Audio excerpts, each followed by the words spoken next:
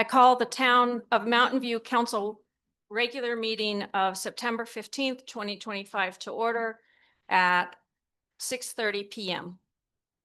Will the clerk please call the roll? Mayor Mitcham, Here. Councilmember Elgin, Here. Councilmember Algeen is participating remotely and is using the chat feature to communicate via the clerk. she's here. Okay. Councilmember Bailey, Here. Councilmember Debner, Here. Councilmember Dennis, Here. Councilmember Lasher, Here. Councilmember Unger. Here. We have a quorum. Thank you. So per our rules, I want to reiterate at the beginning of this meeting that no audible interruptions are permitted.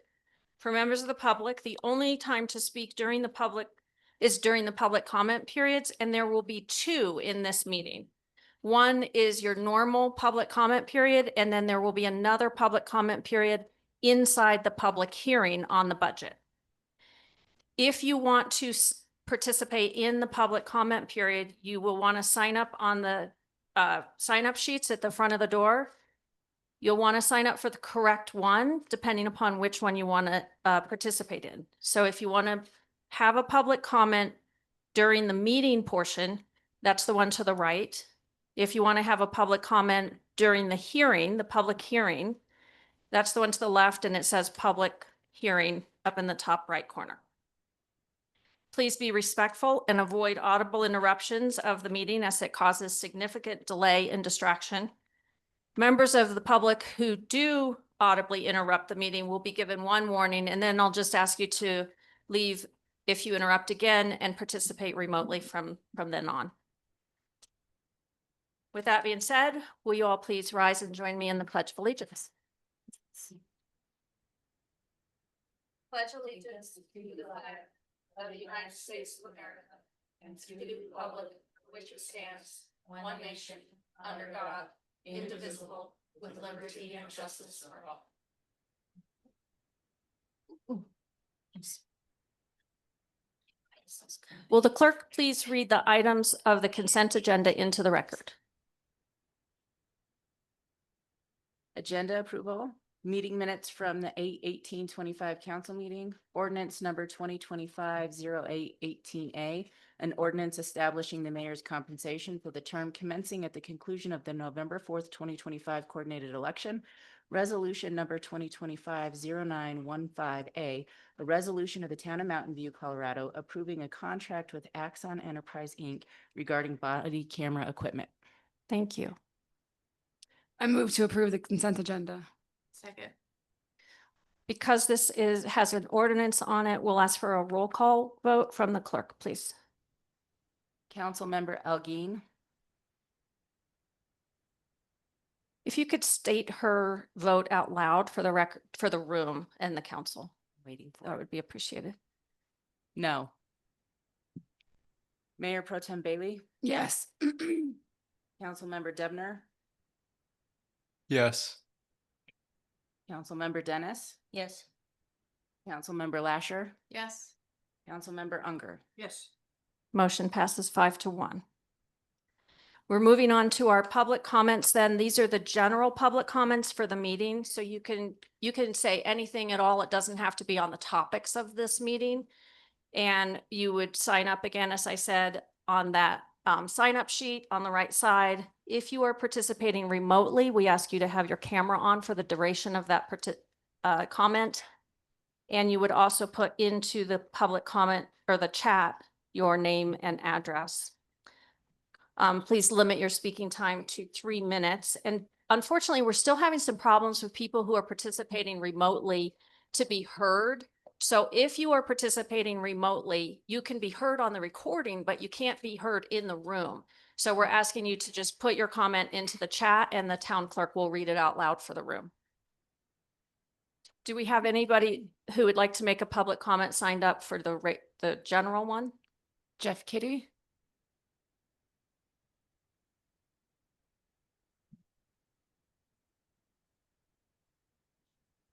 Jeff Kitty, I live at 4175 Benton Street. I found it rather interesting that the public hearing sign went up 2 days before the public hearing. I believe that's in violation of the public hearing that we have. The other thing is if you're gonna take the police wages and freeze them, everybody along the line should be froze. That's gonna be a problem coming up. Just experience tells me that. The other thing is in 2016, mayor's wages was $6,000. That was about $12 a person. And this new proposed at 78,000 is $155 per person. I'm not in agreement with that. That's all I got to say. Thank you for your comment.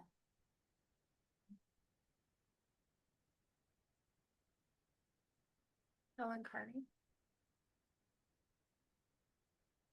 Hi, I'm Helen. I'm at 4140 Benton. And I actually wanted to request, I don't know what format it would be, but I think it would be great to have some kind of evening where all the candidates for council that are running, that we have not a debate. I don't want to hear a debate. I want to hear like what people have to say.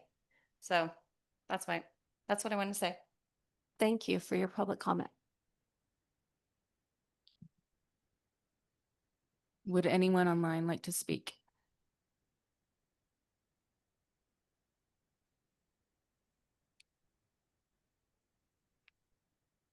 No one has raised their hand.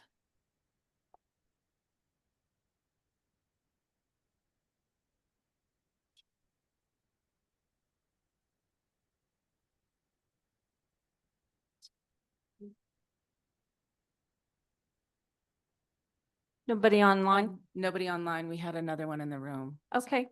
Curtis? Curtis? Please do. Thank you.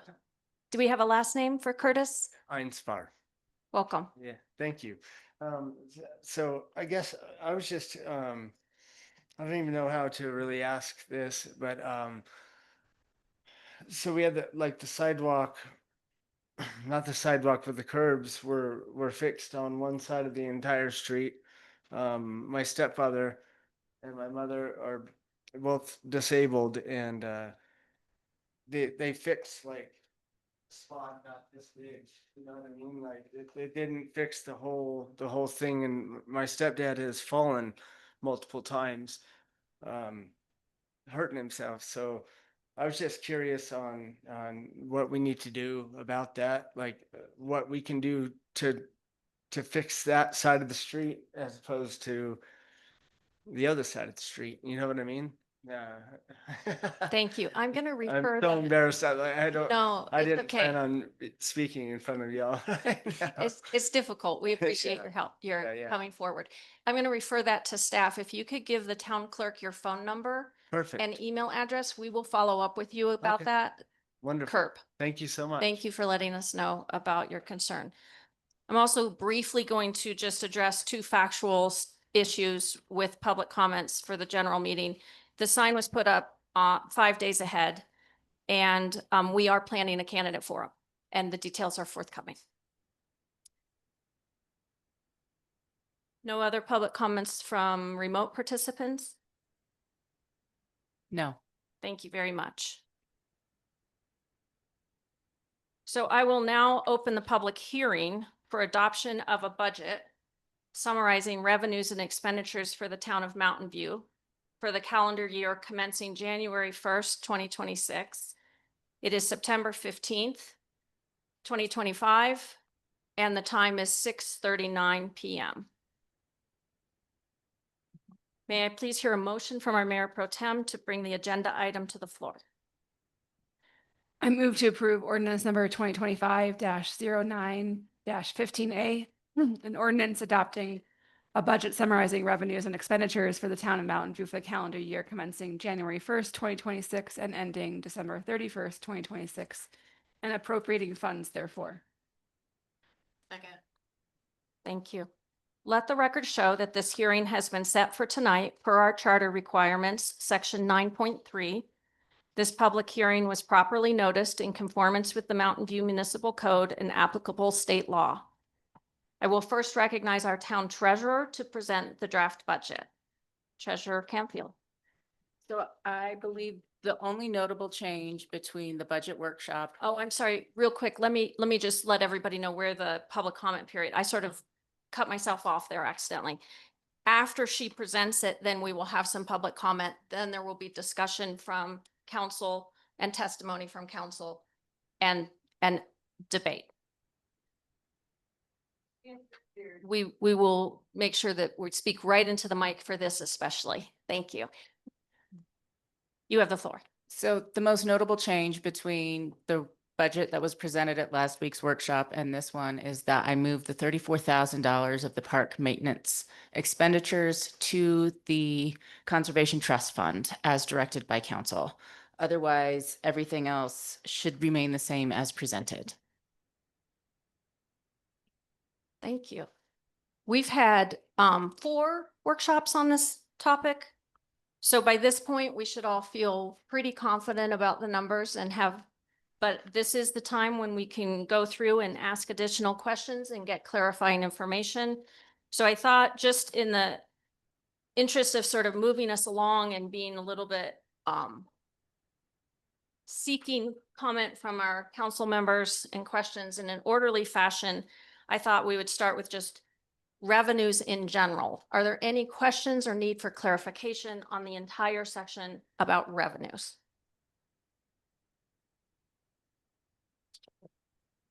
That's money coming in the door, not money going out the door. That is the for the planned year of 2026. So in the printed version at your place setting, and I believe we had some printed copies at the table for people as well. That's the beginning pages through page 4, total revenues. We're anticipating 2 million and roughly $250,000 in revenue for 2025 budget or 2026 budget.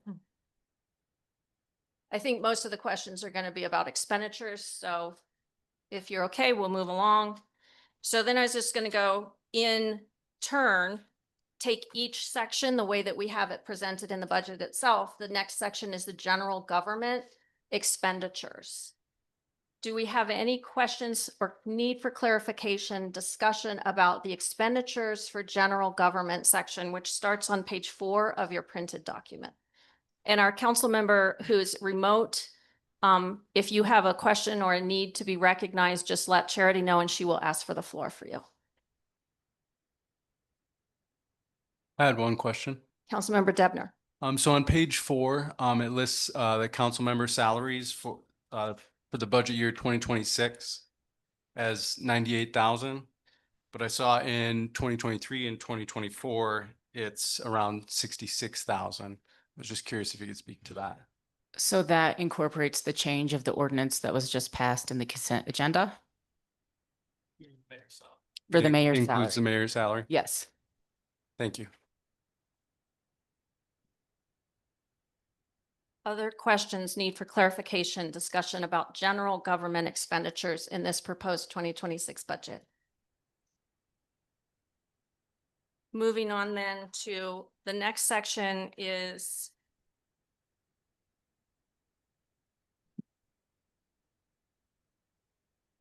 page 7 starts the court section. Excuse me, Mayor. Yeah. I'm sorry, I'm a little That's okay. slow in turning my pages, I think. Mm. I do have some things on page 5, if it's still appropriate. Absolutely. All right.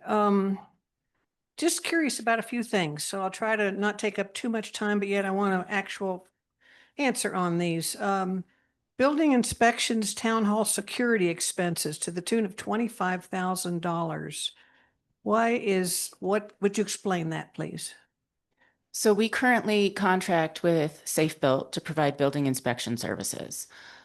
We have a percentage of fee contract where they take, I think, 85% of our building permit fees. But anytime we have like a catastrophic event, like a major hailstorm, We have to have a lot of re-roofs done in town. That increases the cost we have to pay to the contractor and all of those things. So that is why I budgeted it at 25, but that's a pretty flexible number because we don't know how many new constructions are coming in or how many people are going to be pulling permits throughout the year. Okay. One other item, several on that page for me, furnishings. In 2023, it was $134, and now I've proposed up to 5,000. Would you explain what furnishings we are buying? I put that in as a general placeholder in case we did have to add new desks for office staff or things like that. That is a fluid number. We can adjust it if you believe that that was high. That seems high to me. I'd like to propose cutting it in half. Okay. Can I see a sort of a thumbs up about that from our other council members? Can I just ask a question? Mayor Pro Tem? Just out of curiosity, like, what are you budgeting? How many office spaces does that $5,000? Pardon me, I'm losing my voice for some reason. Does that, for how many staff members, I guess, would that be? It would be for the entirety of the town hall staff. So that would include all of the PD along with administration. Okay. But this year we haven't spent anything in that line item, so No. it's one that reasonably Mhm. could go down. Would you want me to make a motion to cut that in half? No, or I is just that- want to see if we have general thumbs up about reducing that amount. All right, thank you. Moving on down the page, printing expenses. In 2022 or three, $2,560, and in 24 went up to 15,000, and it's been bouncing around, and now it's proposed for 2026 at 15,000. I'm sure printing, my husband deals with printing costs, has in the past, and I know the cost of paper goes up and so forth. Is there any way we can economize on that score by changing the type of paper we use? Or it doesn't have to be super heavy glossy or real substantial, but is there any way we could cut on that a little bit? I'm sure there is. We can also look at maybe trying to digitize a lot of the things that we print to send out to the community. There's a few strategies we could use to reduce that line item. I don't know how they would feel about that, but I'm a old school hard copy person, so digitizing it to me would not be helpful to me. But that's something to look at. I was curious about the cost of the municipal election. Councilmember Unger, can I speak back to the Yes, it was the printing number? yeah, printing expenses. Is at 15,000 for proposed for 2026? Yes, ma'am. And our actual for 2025, we're anticipating is 11,500. Okay. We could reasonably go to 11,500 for that. Let me explain a little bit why that number is a little higher. So that incorporates the Gazette. That printing incorporates the Gazette. And we've also been trying to do things like you'll see there's a brochure at the front of the hall that's about Code Enforcement 101. So we're trying to make sure that educational materials get out to the community in ways that everybody can see them, and it's not just on the website. But we probably would be safe reducing that a little bit if council wanted to. I think our printing person here, Laura, has more experience in that. And you see any ways, Laura, we can cut that? Yeah, I think we could cut it down a little Can you bit. speak right into the mic, Sorry. please? I think we could cut it down a little bit. I don't want to take too much off. But I could definitely see us maybe going down to 12 would be Okay. reasonable to Huh? start. Have you seen printing expenses go up over It the last year? depends, yeah. Yeah. It certainly has. Yeah. Yeah. Is Councilmember Lester? recycled paper an option, or is it too flimsy? We just look at this, a few times and No, no. not really. I mean, we could, but It doesn't reduce the cost that much. is it what I- doesn't make that much of a difference because your cost, the most cost, the costly materials are gonna be your inks, stuff like that. Those have been going up as well. There's just a lot of it though. I do like the idea of like digitizing a lot of things. Some people are real But as we comfortable with do, that. and remember, we also did budget for our own printing for our community engagement. Yes. So that's, kind of playing into that, but a lot of that we could probably cut down. That's a good point, Councilmember Dennis. That number might be inclusive of that concept. Because I did budget for. That's that. what I was wondering, yes. That's Yes. included in there. Okay, that you and I But talked we about. can cut that down though. I mean, if we're not comfortable sitting at 15,000, we could definitely, because I was kind of basing my prices off of premium materials, just getting a higher number and, we don't have to spend all of that, of course. I would say let's get good materials. I don't see why we need premium. Yeah, that's fine. I just wanted to have a higher number rather than go over budget, we could Yeah. go under. That's perfectly fine. We can cut it. Councilmember Lasher, and then we'll hear from Mayor Pro Tem Bailey. A while ago, we had talked about making lists of people who did not want like printed flyers and just wanted to get it digitally. Is that something that we could look into? So then when we print the, everything we're putting on doors, I know it's a lot of work putting it on everyone's door and then having to see who's getting what, but maybe that's something we can look into to cut the cost of not having to print it for every resident. We actually do that, and I perhaps could publicize it more robustly, Mhm. but we have been inviting people to sign up to just receive their flyers digitally. And we have about 5 people signed up for that. So not a lot of people seem like they like the flyers. But what I understand is that people have the impression that printing the flyers in-house is maybe less expensive than printing them at Rocket Pack and Ship. Like the Rocket Pack and Ship flyers look fancier, they look more expensive. It's not actually that much less expensive. We still have to pay when we print in-house. It's like you notice when you're printing 270 flyers for everything that we put out on doors, we notice the expense for printing increases in-house. So, I mean, I would recommend keeping it in that range and then keeping an eye on it and seeing, just emphasizing council direction to be frugal in that regard staff hears you. So we Okay. will be frugal in that regard, but maybe not reduce that number so that we have a little bit more room. Does that sound reasonable? Yeah. Okay, I'm just a minute. I have Mayor Pro Tem Bailey's next. Yeah, pardon me. I love the idea of digitizing stuff, but we have a digital divide in our town, and I don't think it serves our community to cut back on that level of engagement. So I don't want to see. I mean, I love to save a buck. Don't get me wrong, but I don't want it to be at the expense of like the older people in town who might prefer having it on paper.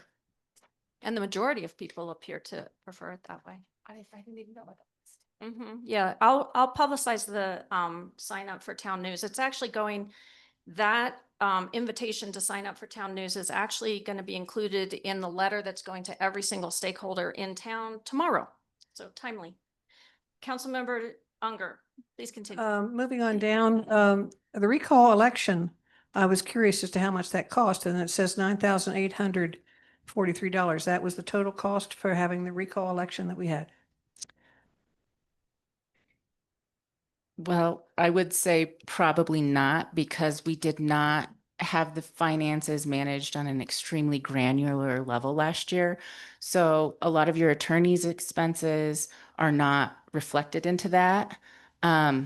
I will say, moving forward, part of staff's goal is to get much more granular with our coding, a little more precise. That way you have a better idea of exactly how much things are costing. Okay.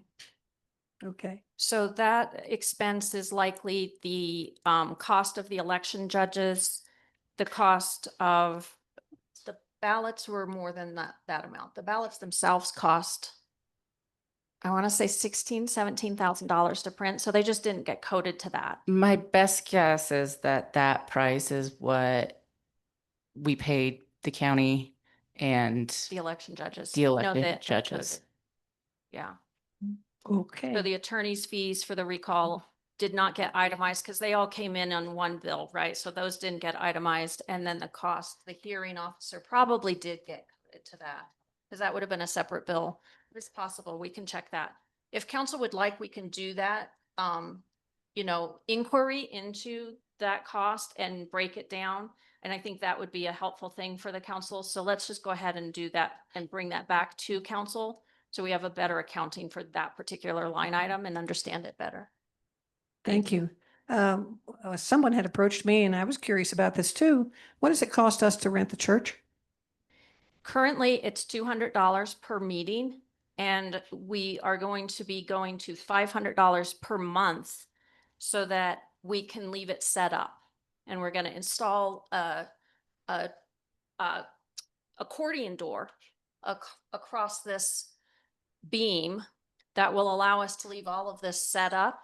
And then it'll be $500 per month rather than $200 per meeting, which I know it sounds like we're losing, but we're actually winning there because it takes 3 hours to set this up of staff time and another hour and a half to break it down. So we're saving a lot of staff time, which is money. And it will be a good deal for everybody and it helps the churches. Where is that reflected? It's, I know we put it in the budget. Do you remember where we put that? Treasurer Campbell. Oh. Could have been town hall repair and maintenance.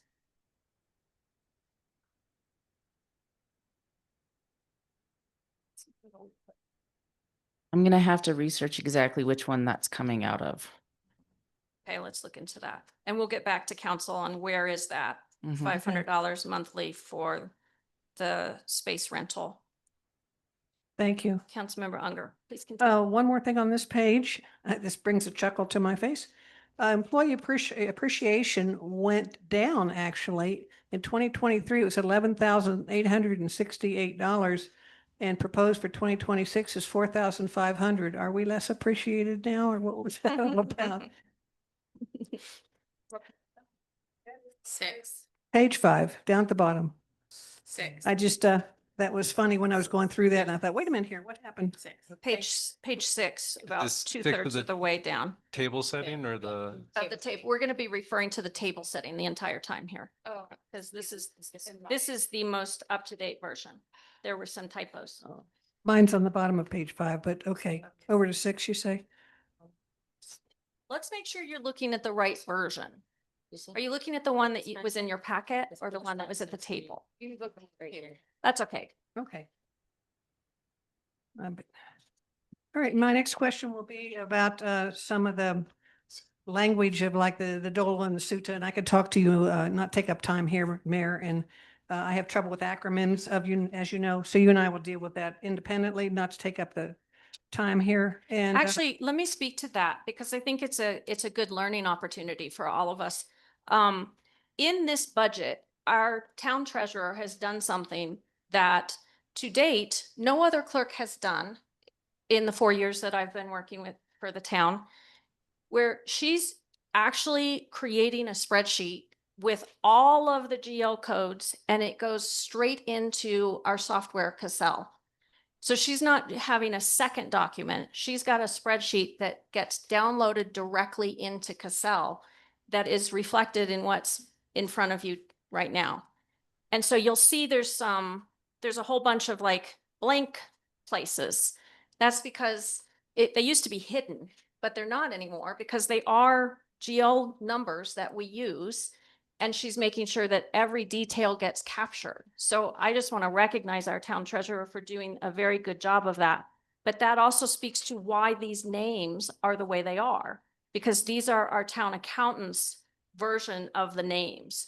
So a more user-friendly version might be created where we don't have acronyms, where we explain a little bit more about like, you know, this line item includes these things. This line item includes these things. As we become better at sharing this information publicly and putting it on the website and having more kind of civics 101, that's the goal. But what you're looking at right now is a spreadsheet from the accountant that gets downloaded directly to. the Gotcha. software. And I will say that all of these GLs will match what you get in your monthly financial statements. all right, Thank So you'll start seeing God. consistency between the budget and the monthly financials. thank you so much. The last one I have has to do with police, and I'll wait till we get to that. Thank you. Any other general government expenditure questions need for clarification from council? and we're still on page 4.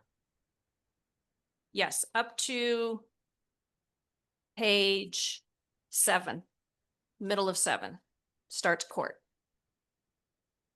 On the table setting version.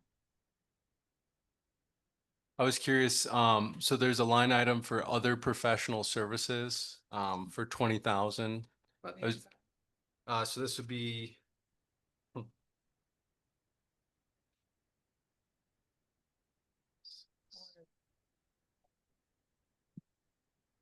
Page 5, I believe. So it's general ledger number 1051-64655. It's page 5. Yeah. About a third of the way up. Other, or about halfway, other professional services. Actual year to date is about 40,000 and we're proposing a budget for 2026 of 20,000. So I was curious, what falls under that general ledger number? Somebody who might install an accordion wall. Actually. Give me 1 second to log into our software system and I can tell you who we're paying out of there. She can look it up exactly. But also, if we have a professional consultant come and give feedback on zoning, say, and that would be, let's say we have somebody, like you want to have a little bit of money set aside there because you can't anticipate exactly what's going to happen throughout the course of the year. So we try to budget for our town attorney, we budget for our town accountant, we budget for our auditor, but then there are other times when we need to consult. For instance, in 2024, I believe it was, we asked for a traffic engineer to come and look at our vision triangles and give us a recommendation there. That could have been under other professional services.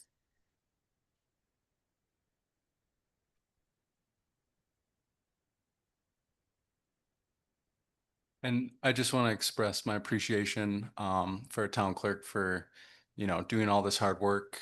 I think it'll be to council's advantage, certainly, to kind of have more granularity. So it's much appreciated. Thank you. While she's looking that up, do you have any other questions, Councilmember Unger? And then just interrupt if you get the answer. Animal control, how much do we deal with animal control? Our town, our police chief could perhaps answer that one. It kind of varies. I think we called them out 3 times last Right year. into that mic, please, I please. think we called them out 3 times this year. They're for stray dogs or raccoons or what? Anything like that. Okay. Yeah. Just curious. We have an annual contract with Foothills Animal Shelter, That's correct. and I believe it was 2,500, something like that. The year, For the yeah. year. Yeah. And then they also charge us an addition? Or is No. it and they just do it because we pay that annual That's it. flat Yeah, fee? absolutely. Yeah.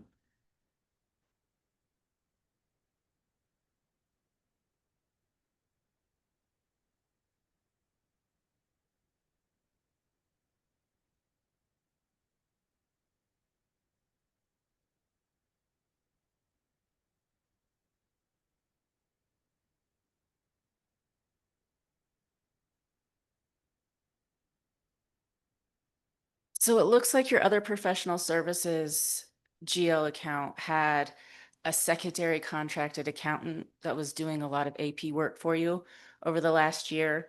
That is why I cut that budget in half, because that service is no longer needed nor used.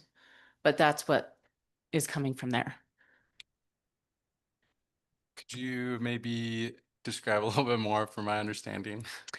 Like, It's my understanding that in some of the time of transition with staff, there was another CPA that was brought in to help with AP and utility billing that had knowledge of Cassell. And so that was a higher expense due to just the unfortunate nature of attrition. And so now that we have staff on hand that know the system, know how the processes and the procedures work with Lorraine and her team, we won't need to use that service. thank you.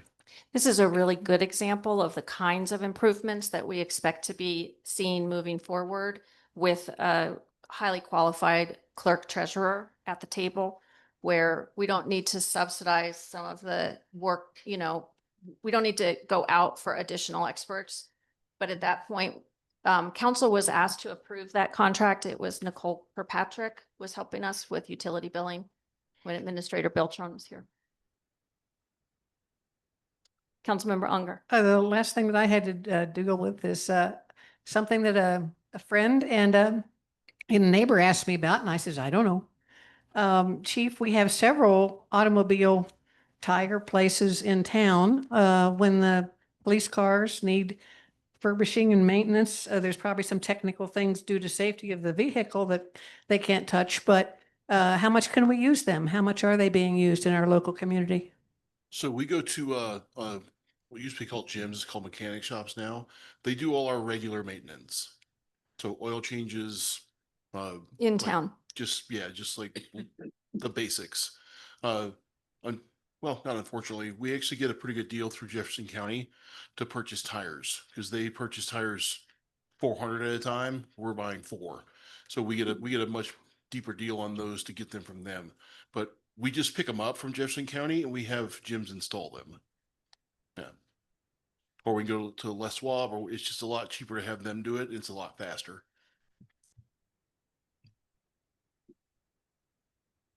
Thank you, Councilmember Unger. Any other questions on general government before we move on to court, which is page 7? Okay, moving on to court then, page 7, we have budgeted total courts at 234,244. Are there any questions, need for clarification or discussion for that section of the budget?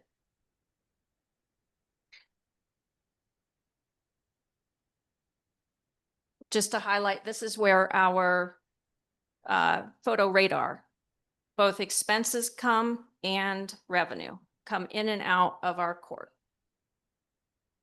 Moving on then to page 8 is public safety. It starts at the top of page 8 for the packet that was at the table when you arrived at the table. The one that you had in your packet might have a different page number. But page 8 of the packet, that the table setting and the ones that were available for the community members as well, starts public safety and it goes on to page 9. And it stops at the top of page 10, and the total amount budgeted for public safety is a little over $1 million. Do we have any questions, need for clarification or comments from council? Councilmember Debner. Yeah, so seeing with the vehicles, we don't have any costs or money set aside for that, but the last several years, you know, there's been funds set aside. Could you maybe describe what's going on there? We have no intention. Chief, I'm going to ask you to please pick up your mic and put it right up to your mouth because people in the audience are having a hard time hearing you. Sorry about that. Thank you. For 2026, we are most likely not going to replace a patrol car. So we didn't budget anything for this year for replacements. The other piece to that is that we're trying to make the budget a little more user-friendly for the department heads. So instead of having a line item for each police vehicle, we're putting it into vehicle maintenance. And then it's easier for council to see that.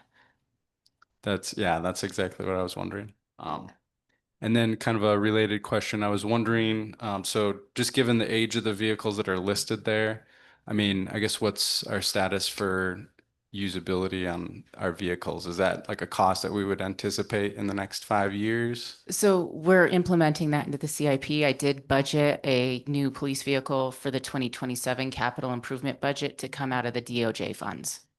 Thank you. Let me also comment, the Unit 106 Ford Fusion, we do not have that vehicle. That's on the budget because it's an old car. So it's part of our Cassell system, but that vehicle doesn't exist in our possession. And that's part of moving it to just police vehicle maintenance. So then you're not having a GL item for every single car, and every time you replace it, you have to add a new line item. So it's just cleaning up the budget. And the 05 Ford Crown Vic, we don't have that either. So we don't have the Crown Vic or what was the other one? The Fusion? The Crown Fusion, the Ford Fusion, the Ford Crown Vic, the 2006 Ford, whatever that is, CR, and the 2008 Ford Explorer, all of those are gone. What we do have is 2017 Fords, Correct. right? It- And a 2004 Dodge Durango. we do not. We do not have that. No. The Charger is not on there. We have the Charger. Correct. So there's no need for it to be on there because we're going to combine it all and make it administratively much easier. But so in other words, the cars are not that old. That's my point, basically. Correct, yes. We have one 2017, one 2018.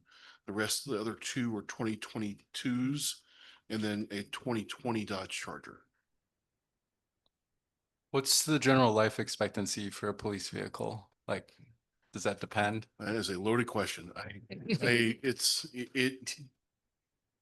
I like to turn them over between 80 and 100,000 miles, if it lives that long. That's also assuming that they're not wrecked or all of those things. So that's why the chief and I work to try to implement a new vehicle every other year in the capital improvement budget.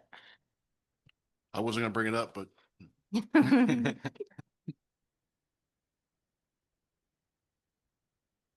I want to make sure, let's check in on Councilmember Algeen. Has she had any questions participating remotely?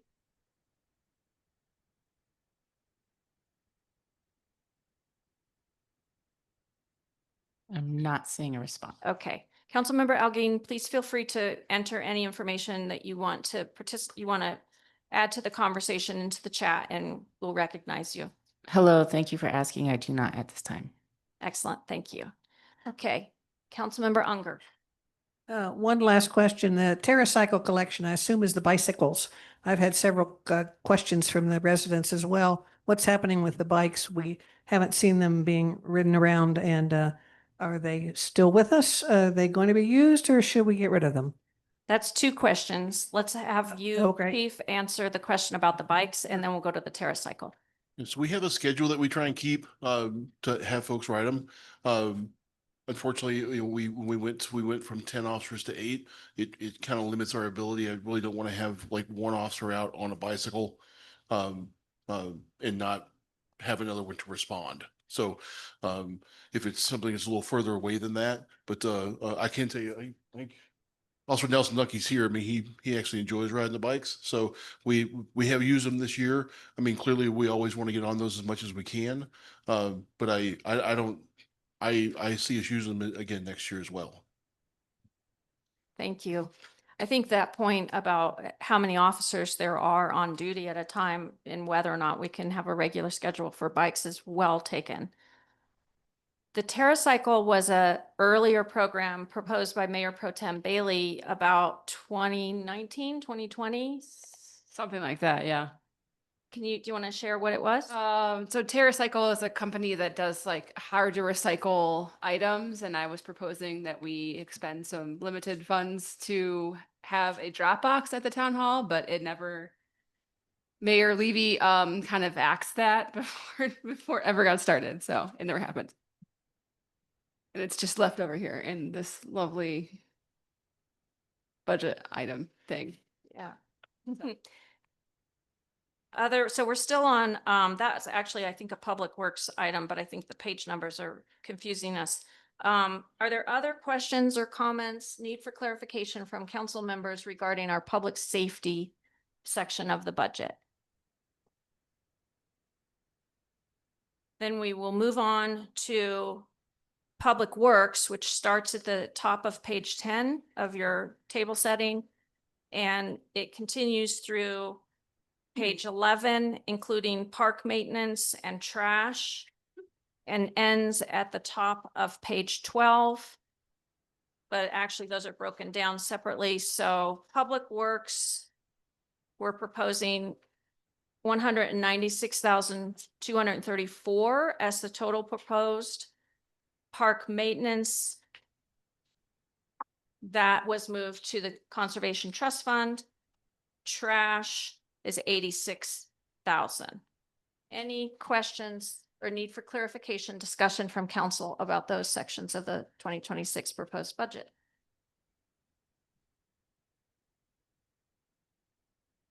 Is the sidewalk repair for the sidewalks around town hall? Is that what that's allocated for? Or maybe describe that?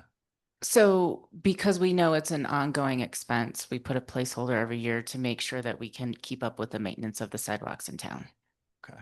How, do we know what the condition of the sidewalks? I guess I would ask our missing position, but So let me find it on the budget right now where we are. Page 11, at the top of page 11, we have $8,000 budgeted for 2026 sidewalk repair. That's actually, I'm glad you called that out. So that was part of a grant program. And we probably could cut that by half and be okay. That was a program where property owners are responsible for the repairs to their sidewalk. And so when we're doing robust code enforcement, especially around sidewalks, we want to make sure that property owners can afford to do the repairs that we're asking them to do. And if they have a need, council budgeted $8,000 to give them a grant. And there was a equation to allow for exactly like what percentage they had. It was very specific. And then last year, council decided not to do that for 2025, and we could bring that back if you would like to. I think that one of the things we want to keep in mind if we're going to cut that is the ADA transition plan. Sidewalks are one of the easiest ways to come into compliance, but we have, I'm going to be reporting on it later in the meeting during mayor's report time. We do have some information that some of our sidewalks need repaired, so we might not want to cut that too severely.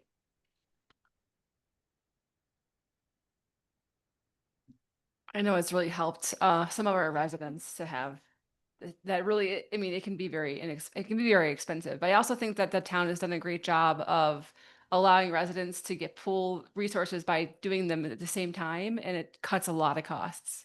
Yeah, I would encourage council to continue that grant program. We've got it administratively set up. The money's in this budget.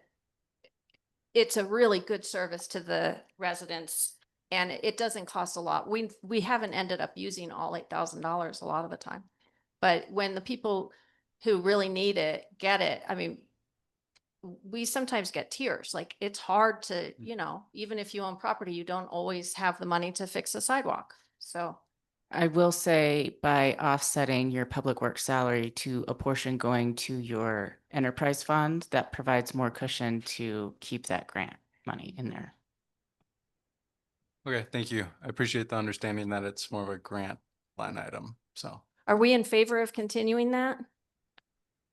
We'll bring that back then so that everybody on council sees the perimeters of that grant. That won't change this first reading at all, but we'll bring it back so that everybody has the clear understanding of the grant, and we'll make sure people know about it when we start doing code enforcement on sidewalks. But that's only that 8,000 is strictly that grant program. It doesn't include our own town sidewalk repair. Well, when Do we have a bring it budget back, for you guys that? can decide. Okay. Okay. Any other questions for Public Works section of our budget? I think we've done a really good job of matching our trash expenses to our trash revenue, which I'm happy about. That was the utility audit that we did. The town cleanup is for the dumpsters. Moving on to our capital improvements section. Do we have any questions or comments? That's page 12, 13, 14. Now the capital improvement, it just goes up to, let's see. This has been something that what you're seeing here in these pages is the result of people making small attempts over the years to create a capital improvement plan, right? It's a little piecemeal. And we know our clerk treasurer is going to be working to improve that, but this is the state that this is in at this moment, as it will get downloaded into Cassell. So it's a little incoherent on these pages, but that really is evidence of people over time trying to budget for capital improvements separate from operating expenses. So you're seeing a lot of line items that aren't relevant. And I will say, so the $25,000 earmarked to the municipal property development is the architecture services for a potential new town hall. And the $15,000 earmarked to planning and economic development is for the new zoning code. With the 50% match from the DOLA grant that I'm applying for this week. And we'll talk more about that later in the meeting as well. So those are really, those are the most relevant numbers on page 12 and for our entire 2026 proposed capital improvement plan. Questions or comments about those? Moving on then, we have the Conservation Trust Fund. And we know that per direction from council at the last meeting, we moved our park maintenance and to this trust fund and started to spend some of these funds for taking care of our park as it's voter approved money for that. Councilmember Debner? Since that fund has, requirements, have we made sure that that spending is like in line with that, just like legally? Yeah, so our auditor ensures that our funding is all accounted for in conformance with the grant proceeds that we receive. Thank you. Yeah. Did Councilmember Algeen have any questions at this point? Is she hearing the meeting okay?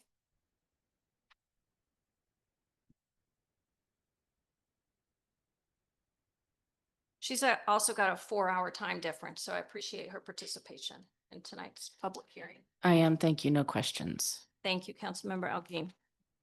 Moving on to our Department of Justice expense. This is, if you remember, a portion of the budget that comes from, there's revenue that comes from previously having a detective in undercover working on searches and seizures. And when those cases get through the courts, eventually some money comes our way. So we're still seeing money from that, even though we don't currently have a detective in that position, although we would like to. We would take an application. I would say our chief has been really generous with that fund. He's responsible by law for deciding what that money gets spent on, as well as the finance committee signs off on it and the DA.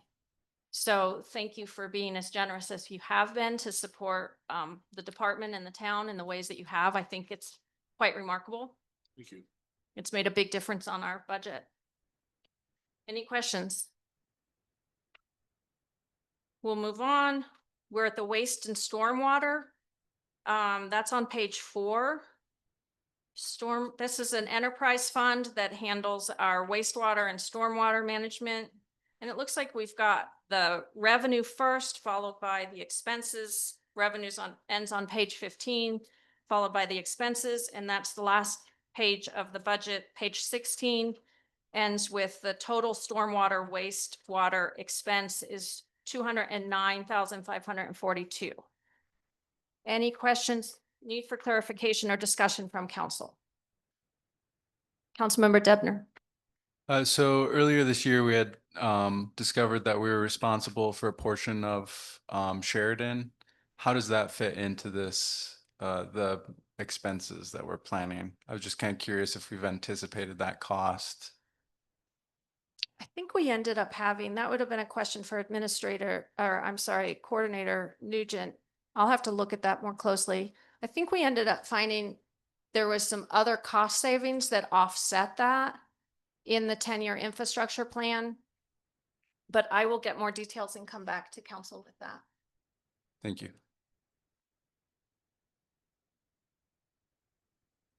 That account, I think our clerk treasurer also gets credit for being able to use that account very responsibly to offset some administrative cost of salaries, because different members of the staff work on issues related to wastewater and stormwater.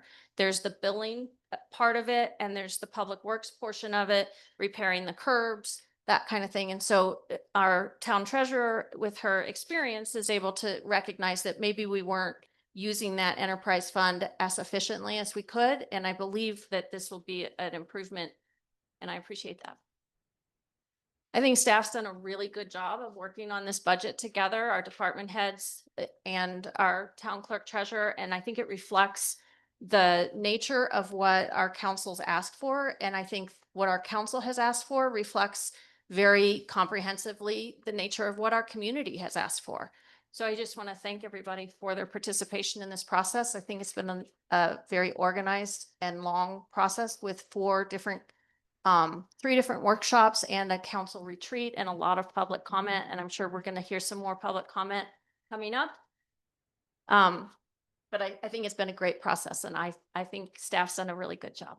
So thank you for all that hard work.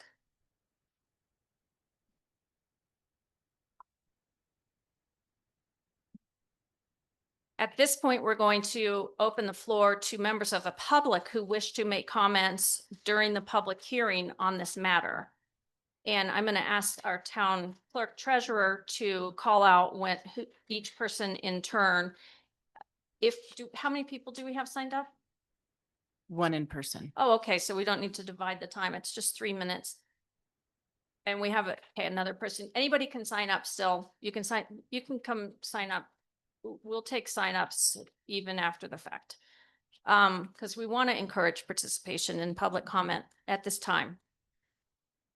So when you do come up, you'll state your name and your address for the record. Ask the clerk treasurer will call on you in turn. If you are commenting remotely via Zoom, you will put that information into the chat. We ask that you keep your camera on for the duration of your comment and limit your comment to 3 minutes, and our clerk will time you. We're going to take people in the room first, and then we'll call on people who are participating remotely. Jeff Kitty.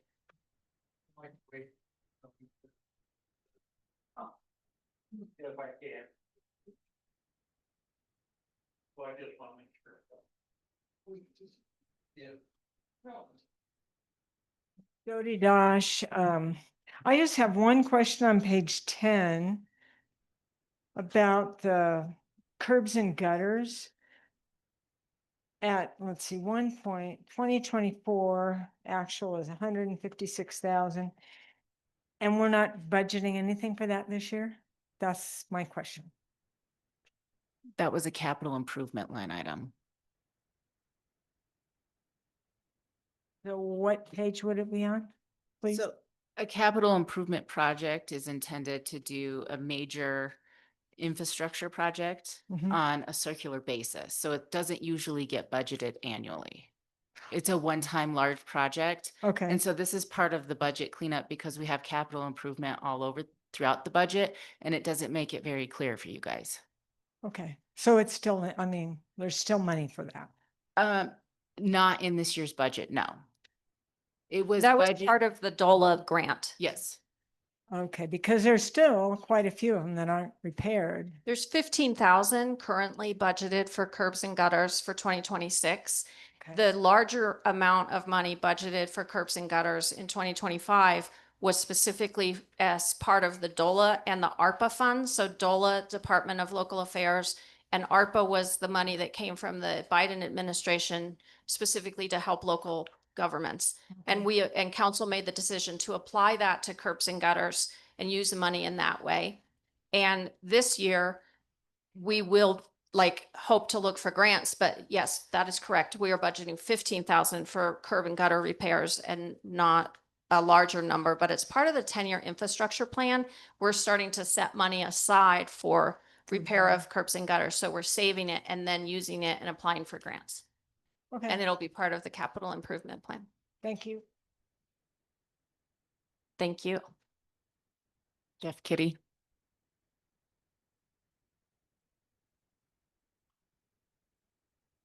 Jeff Kitty, 4175 Benton Street. I just wanted to ask, we used to have a deal with Jeffco where they did all of our repairs at cost. Tires, the whole 9 yards. I was just wondering, that was a sweet deal. The other thing is under maintenance. How do you know when a vehicle's costing too much? I mean, with that, on your maintenance, you've got nothing, and I think we've covered this, but maintenance, you've got absolutely zero budgeted for maintenance, oil changes, stuff like that. Are you gonna break that down per vehicle? Just a minute. I'm sorry, Chief. We're going to try to stay on track with not responding in the meetings to public comments, but I'm going to refer that question to Chief to follow up with Okay. you later. Okay, I didn't want to interrupt your comment that's today. it. That's fine. Thank you. So the comment was about how do we understand when the amount spent is a reasonable amount and whether or not we've talked with Jefferson County about getting repairs and maintenance to police cars? What the deal is that there becomes a time in a vehicle's life where it becomes a cash cow for the repair facility. And that's something that you never know when it's gonna happen, whether it's a transmission, an engine, or even a water pump or radiator or air conditioning or whatever. But I know the deal that we have with Jeffco was it was like $50 an hour. And the cost on the parts were at cost or 10%, because they don't make any markup on it.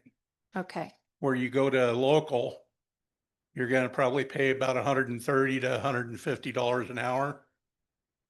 And you're gonna get a markup on parts. okay. Thank you That- for your comment. That's why I'm bringing that up. And we'll have Chief follow up with you afterwards. Thank you for your comment. Do we have other people signed up in the room? Helen Kearney. Actually forgot to ask this kind of before, but it does. say your relate- name for the Oh, it's record, Helen Lisa? Carney. Thank Yep. you. There was in the Gazette, there was someone wrote about how the council's plan was to spend like into the deficit of savings, like it was a strategic plan or something like that. And I was just curious, I kind of came to listen to the budget and all of that about what's the best way, because I'm just like hearing a lot of hubbub around town and people are passing out flyers and this and that about the budget. And I know from having been on a board that there's a lot of time that gets put into and a lot of discussions behind the scenes about decisions about the budget and details about the budget and expenses and things like that. So just a thought, an idea is like if you've ever thought about having a public evening, and maybe I've totally missed it, where we could have productive conversations as a community, with questions like that. So it's not necessarily asking a question about a line item or anything like that, but kind of relates. So that's my comment. Thank you. I'm going to refer that question to our town clerk treasurer as well to follow up with you. Any other public comments in the room? Any public comments from remote participants?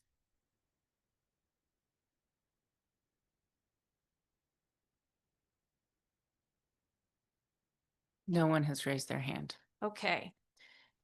Therefore, do any council members have any other questions for staff on the matter of the 2026 proposed budget?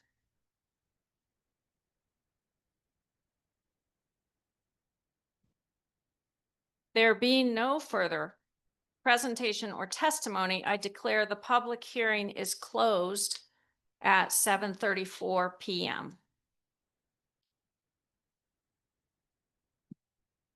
And I believe that there was a motion and a second to bring this to the floor. So if we're ready, we can have the clerk please call the roll call vote to adopt the 2026 budget. Oh, we need to do an amendment we need a motion to amend the proposed 2026 budget ordinance Exhibit A to reduce the furnishings in the general government from 5,000 to 2,500. So moved. Second. Will the clerk please call the vote? Are we going to reduce the printing cost from 15,000 to 12? I don't think we were going. Okay. Yeah. Wanted to make sure. Thank you.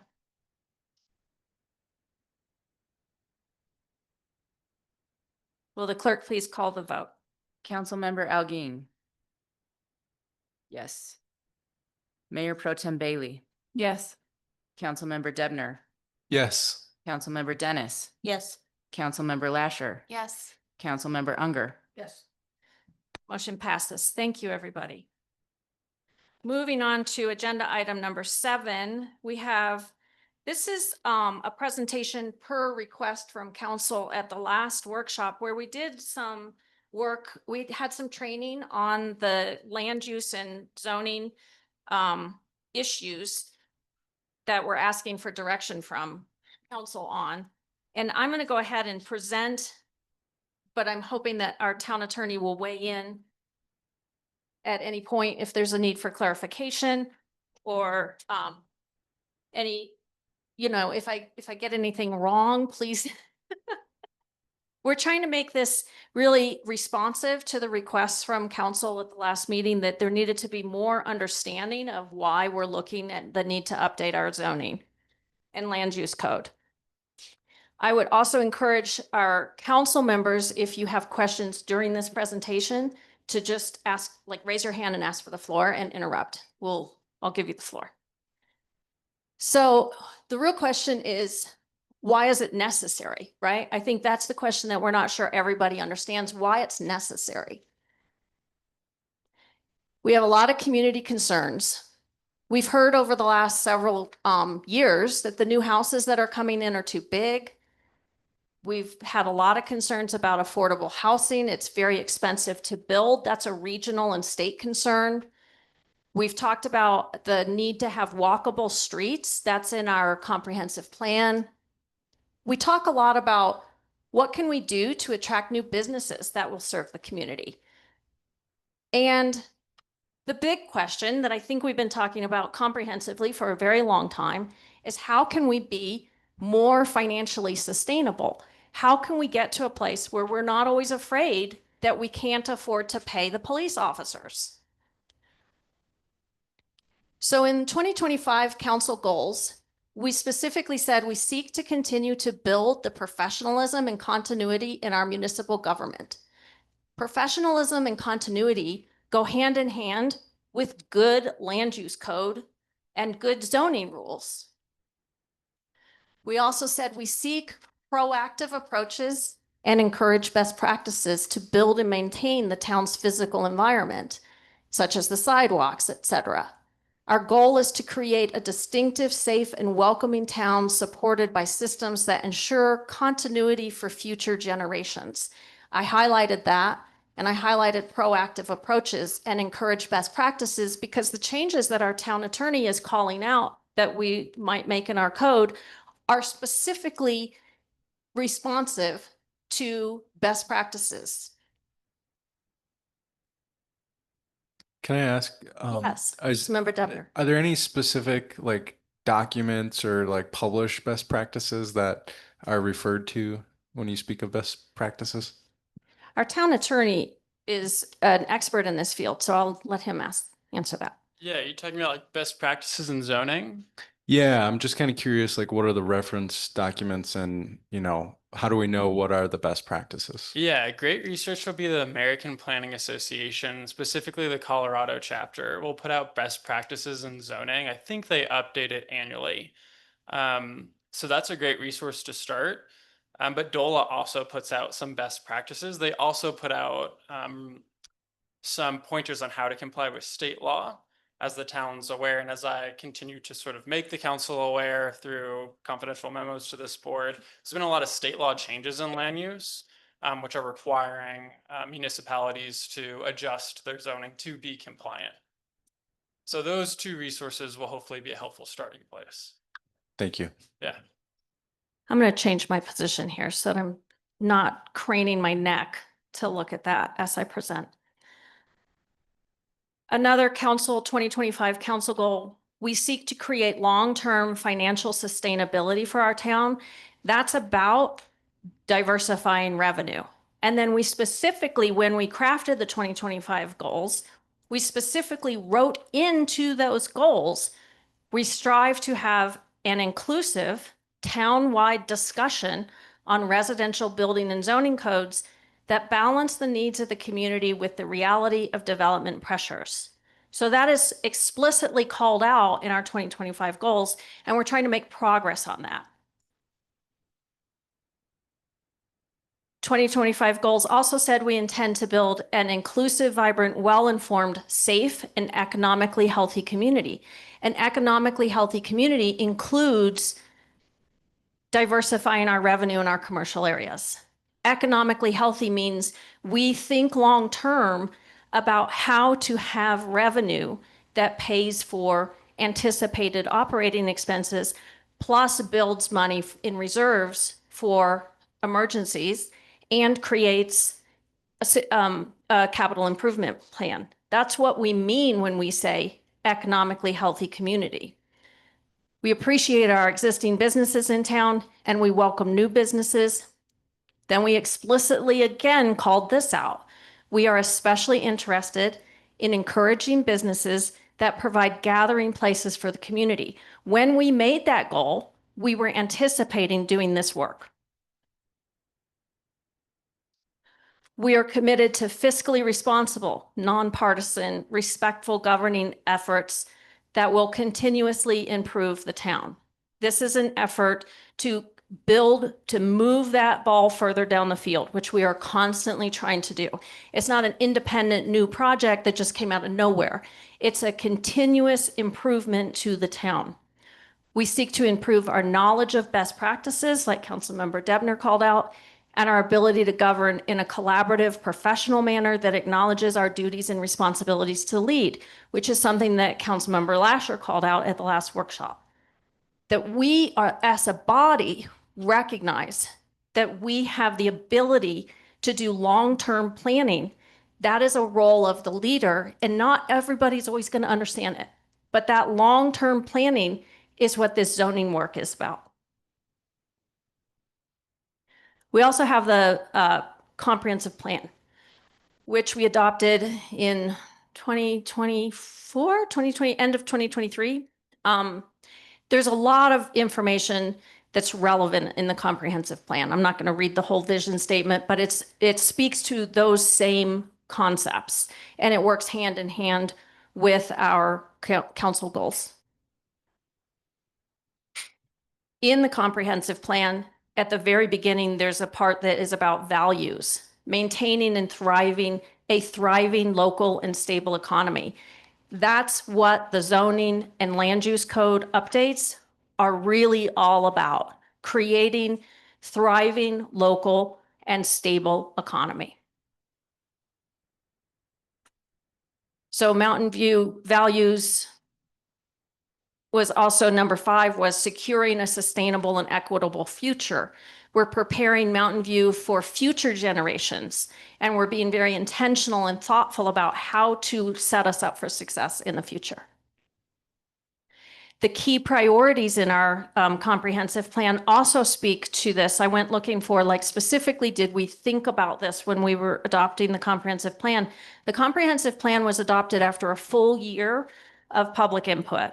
And you can see it reflected in almost every single one of these key priority areas.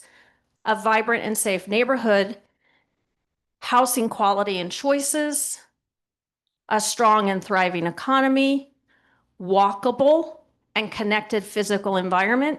Right now, our prior workshop, our town attorney mentioned that the zoning code that we have that we're working from is designed to not be walkable.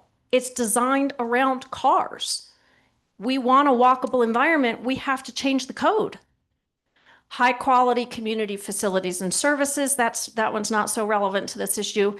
Healthy and accessible public spaces is. Celebrating culture and creativity maybe is not. But number 8, a welcoming and connected community. Thinking comprehensively along the lines of how do you transition from residential to commercial? That's part of this planning. a sustainable and resilient tomorrow, and then growing regional partnerships. So the next several pages are all about the ways in which the comprehensive plan specifically speaks to the need for reform in our town land use policies and our code related to zoning. Innovative and flexible zoning approach. That was one of the goals on page 21 of the comprehensive plan. The town of Mountain View will work to update its zoning regulations to accommodate strategic growth while revising standards to meet redevelopment goals that secure a sustainable and equitable future while maintaining a thriving local and stable economy. We couldn't have said it better. Like, that is the goal of this work, to update our zoning code and our land use policies. Policy 1 specifically calls out update the town's zoning ordinance to accommodate inclusive growth. And I'm not going to go into every detail on these things, but these are specific things in the comprehensive plan that we adopted that are called out that relate explicitly. Update dimensional requirements within the zoning ordinance to allow for more density, progressively taller building heights for targeted commercial and mixed use areas, and a reduction in overall setback requirements. Those are things that are in front of you when you make decisions. After the questionnaire comes back, the residential development questionnaire, when that comes back and you get that final recommended packet, you guys are going to have that conversation in a public meeting about, are you going to adopt those recommendations? That's building on the recommendations that we heard from the community and we adopted in our comprehensive plan. One of the strategies suggested was to permit mixed-use zoning along key commercial corridors, with the first floors reserved for commercial uses and the upper stories featuring housing, thus activating a sense of place and a live, work, and play environment. Again, building explicitly on the concepts that we're proposing. Consider removing parking minimums for development along West 44th Avenue and Sheridan Boulevard with no setback requirements to facilitate a Main Street design. That's if we can make parking move to the back instead of the front, that will facilitate a more walkable design. And the state has this whole thing right now that they're trying to reduce parking minimums because they want municipalities to de-emphasize automobiles, because that allows us to emphasize and prioritize housing. So that's one of the strategies that we'll be considering when we do this work.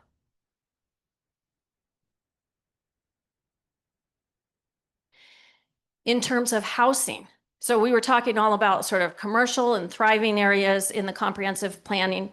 This housing quality and choice is another key area the comprehensive plan talks to.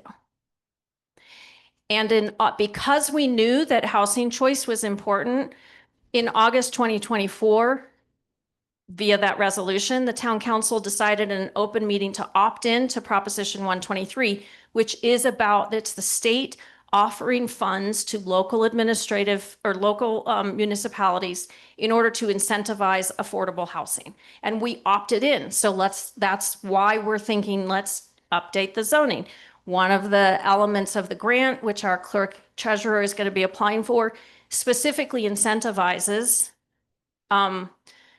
updating your code comprehensively. You might say this better than me because you're the one applying for it, but it's to make a fast track. So that's the second piece of the grant. The first piece of the grant is updating your municipal code to help with Prop 123. The second piece is implementing an internal policy that will fast track any application that involves Prop 123. So I will have to write a policy after we go after the grant to make sure that those applications can be processed, I think within 90 days, to apply for those extra funding. And we want to make affordable housing right? We've heard a lot of complaints that we only get big houses in town. Well, I'm going to connect the dots here. One of the reasons you only get big houses in town, and you've heard this from our Fairfield and Woods consultants, is because it doesn't pencil otherwise. They have to buy the land for $550,000. They've got to build a big house if they're going to sell it and make a profit. And this is a capitalist society. They're going to be looking to make a profit. If, however, you can create a fast track, you can reduce how much it costs for people to build new homes. And that increases the likelihood that you'll get starter homes and more affordable homes in your town. But that doesn't happen without changes to our land use and zoning code. That's just talk if we don't make those changes. We've talked a lot about needing affordable workforce housing. It's a priority not just to us, it's a priority to our community. It's a priority in the comprehensive plan.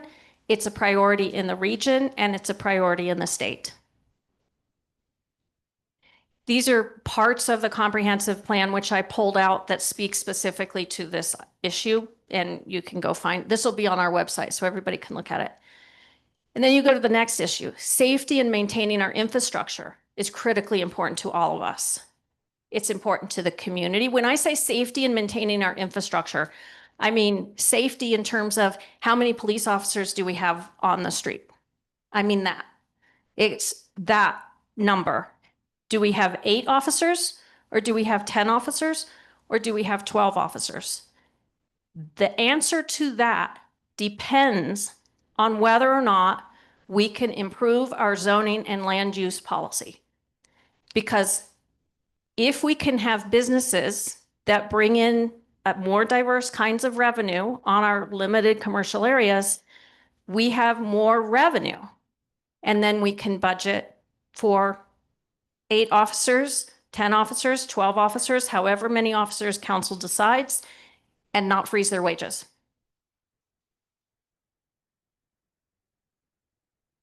I think that was the same one, or is another piece of the comprehensive plan that speaks to that issue. So bottom line, updating our land use policy and zoning can be adopted to accomplish a lot of different things.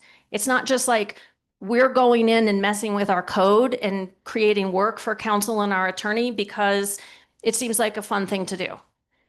We're specifically doing it in order to accomplish goals that we've had on front of us, stated as things that we want to accomplish for years. These goals are not controversial. There's nothing controversial about these goals. They're shared goals. They're documented in our 2025 council goals explicitly. They were unanimously adopted in our comprehensive plan after a full year of community input. They're not grabbing something new out of the sky, and they're not making up a new project, and they're not just spending money. They're long-term goals that are shared. Remember this earlier slide? What are our community concerns? The new houses are too big. Affordable housing is expensive to build. We want our streets to be walkable. What can we do to attract new businesses to serve the community? And what can we do to be financially sustainable? The answer to all of those questions is update our land use policy and zoning. We can regulate residential zoning. We can improve new affordable remodels and new builds. We can improve how affordable remodels and new builds are for residential properties. We can create more walkable streets. We can attract new businesses. In Morrison, they updated their land use code. They hadn't done that in a long time. They updated their zoning, and overnight, they had developers who wanted to build. I know we have this understanding as a little town that hasn't seen a lot of growth, that people don't want to come here and develop on our commercial streets. That's negative thinking. People do, a lot has happened in the last 10 years, last 20 years. And the development all around us, we've seen that happen. If it can happen across the street, Why can't it happen on our side of the street? We can attract new businesses, but we have to make it easier for them to develop and to come here. We have to give them permission. Right now, if we wanted a hotel, they would need to come ask us for permission. So it's not a very inviting place. But if we've put this lodging tax on our ballot, and if it passes, we're not even creating an opportunity for a hotel to come and build and for us to collect revenue. That's what we mean when we say diversifying revenue and thinking long-term. We can plan for financial sustainability. That doesn't happen when you don't plan. It happens when you plan. Bottom line, updating our land use policy and zoning will help solve for all of these shared goals, not controversial goals, shared goals. The choices we make today at this table, that's why you're here at this table, is to shape Mountain View's ability to serve the residents, sustain revenues, and remain a vibrant, thriving community. Questions? Then I have questions. Do we want to work on our land use policy and zoning? Are we ready for that? Yeah. Are we ready to do this work comprehensively and apply for Prop 123 funds to support those efforts? Do we want to do this in the most affordable way with the expert at the table? Our town attorney who knows how to do this, who has done this. That's the only remaining question. Who does it for us? Do we put it out to bid, or do we use the most affordable attorney in the whole Denver metro region? We're very lucky to have this expert at our table, and apply for the grants and get moving. Yeah, I'd say Austin. Councilmember Lasher? I mean, I spoke last time. I think Austin knows our town. He knows the council's goals. He's a professional in his field at this, so I don't know why we wouldn't use him. So I would recommend using him. That's my choice. Mayor Pro Tem? I like the sort of efficiencies and the flexibility that using our existing town attorney provides to the council.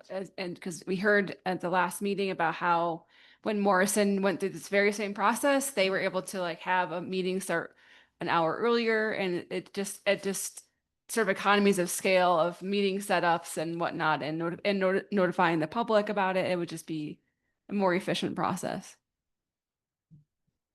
Thank you. Councilmember Debner? I guess, I'm interested in, hearing what other people have to say as well. I think it'd be wise of us to just consider, is there viability for like that downtown feel in our small town? I mean, I think there probably is a good chance, but it might be, smart of us to consider, expert opinions and just get that feedback from independent parties for consideration. Councilmember Dennis and Unger, thoughts? I have full confidence in Austin being able to carry us forward. And I think, as we're trying to tighten our belts as far as budget concerns, it would be wise of us to use the expert that we have in-house and just get this ball rolling. Ryan, do you have any specifics of people to call or how to get about that? Since we have a excellent choice right here, do you have other options and that wouldn't delay us? We don't want to rush ahead, but we want to be thorough, of course, but we don't want to dawdle around here either. Yeah, I guess I am in full support of, diversifying our revenue. I just think it would be, good to get some, like, I know Fairfield and Woods have made some comments in their presentation that kind of called into question the viability of that expansion and speed. At least that's my recollection from the video. I'm just going to go back to that piece specifically. Fairfield and Woods has been explicit and on the record saying they think that is a very viable commercial area, and they are very excited and want to work with us on it. It'd just be more expensive. Okay. I was just quoting from memory, and I Yeah. think maybe, maybe there was just some hesitation is kind of the reason for my interpretation. I think the hesitation was that they were, if maybe I'm wrong, but you might have been thinking of is they knew that they were contracted to do residential zoning and not commercial. So we shied away from doing the commercial zoning because we had paid them to do just the residential RFP. That was my recollection. Okay. So with that, could you speak to, I think it might be good if our town clerk spoke to the DOLA grant concept a little bit. Councilmember Elgin has a comment. Oh, good. Okay. Councilmember Alkeen has the floor. Can we be provided the cost saving utilization of Austin? Be frank. Please be frank. So I guess I'll start by saying, I don't need the work. I don't get paid more for doing this work. I love doing it. I love this town. So I'd be happy to assist the town in this process, but I can have my feelings hurt if you guys choose someone else. So I just want to get that out there, that whoever you choose, I support, and it won't hurt my feelings. So don't worry about that. As far as cost savings, I'd recommend you reach out to some folks who just went through this process, to get an idea of what they went out for RFP. So one that's coming to mind is Green Mountain Falls. They had their whole code redone by a consultant they paid like $50,000 for. They got it and they said, this isn't at all what we wanted. They hired me. I charged them $20,000 and completely rewrote it. But go out and look at RFPs on BidNet to see, you can see how much folks are bidding for and how much the project cost is. And I'm happy to provide you some references of some folks I've worked with if you'd like, or you can just go solicit some to look at recent codes that were adopted.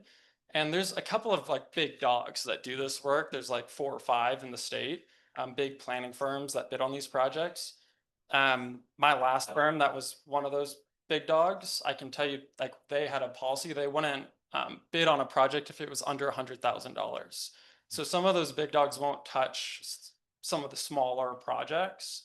So that's something to keep in mind.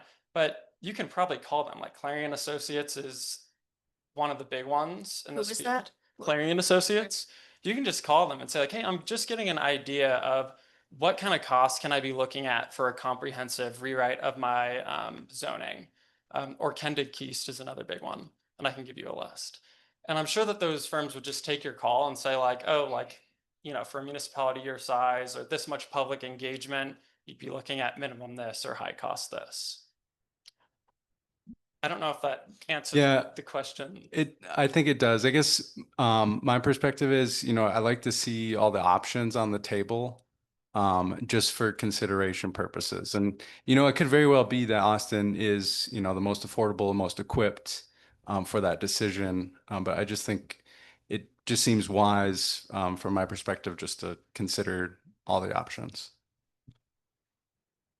I think that partly this is a matter of,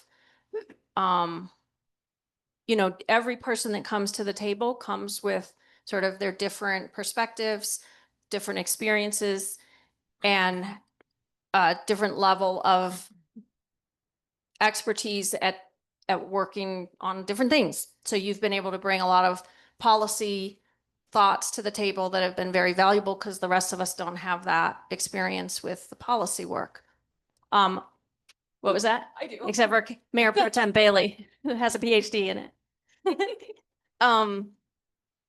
So I feel like I want to hear from the rest of the council in terms of we purchased a piece of land that was slated for development, but we need to do the rezoning.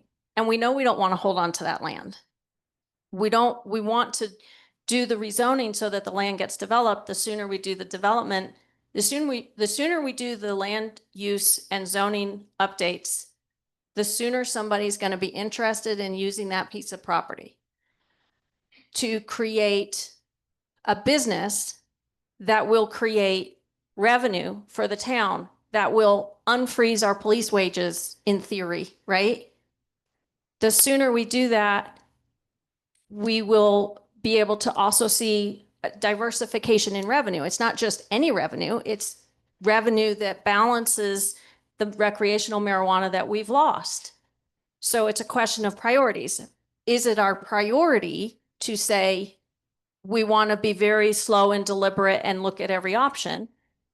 Or is it our priority to move this ball further down the field? And our town clerk treasurer has something to say as well. I would just like to give some insight. So an RFP process can also be very lengthy because you're asking town staff to write the RFP, post the RFP, review all the bids. And so I guess the question is, what is your priority for town staff right now?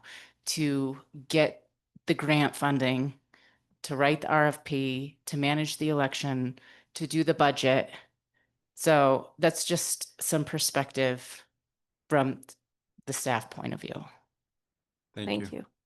Councilmember Unger? I was just thinking of asking Ryan, how quickly could you turn this around? Can He you, wouldn't do it. The staff would. and so you wouldn't be a part of that, wouldn't be providing the staff with any ideas? No. The staff. Okay. It's a staff. Okay. Yeah, it's a staff. What if I did a little bit of legwork I think I can very quickly get numbers in front of you and create a table that says, here's what it will cost us to do it in-house. And here's what I anticipate it would cost us via RFP with these different timeline and different companies, different firms. So I think we could come back to the council table with a table of that sort, if council would like to direct us to do that. And that wouldn't be going out to the RFP. That would just be sort of helping Councilmember Debner understand the perspective a little bit more. And, honestly, if the majority of council is in support of just using the in-house attorney and not, kind of doing that research, it's the majority is kind of the direction that council is going to move. So I just wanted to throw that out there for consideration that, maybe we want to consider and create a table that might, encourage or alleviate some concerns that residents have. Or I know as a new council member, it would help me consider all the options. And I know we've talked about it some, and I understand that the RFP process would be very lengthy. So if we just could have like ballpark idea of like what the cost differences are, I think that'd be to our advantage for discussion. I want to just recognize the courage that it takes to step up to the plate in that way and share your perspective, knowing that, you're maybe in the minority at the table and wanting to go a little slower. And I think it's important. That's one of the reasons why we've prioritized having a diverse table with a lot of different perspectives. We want to hear that perspective.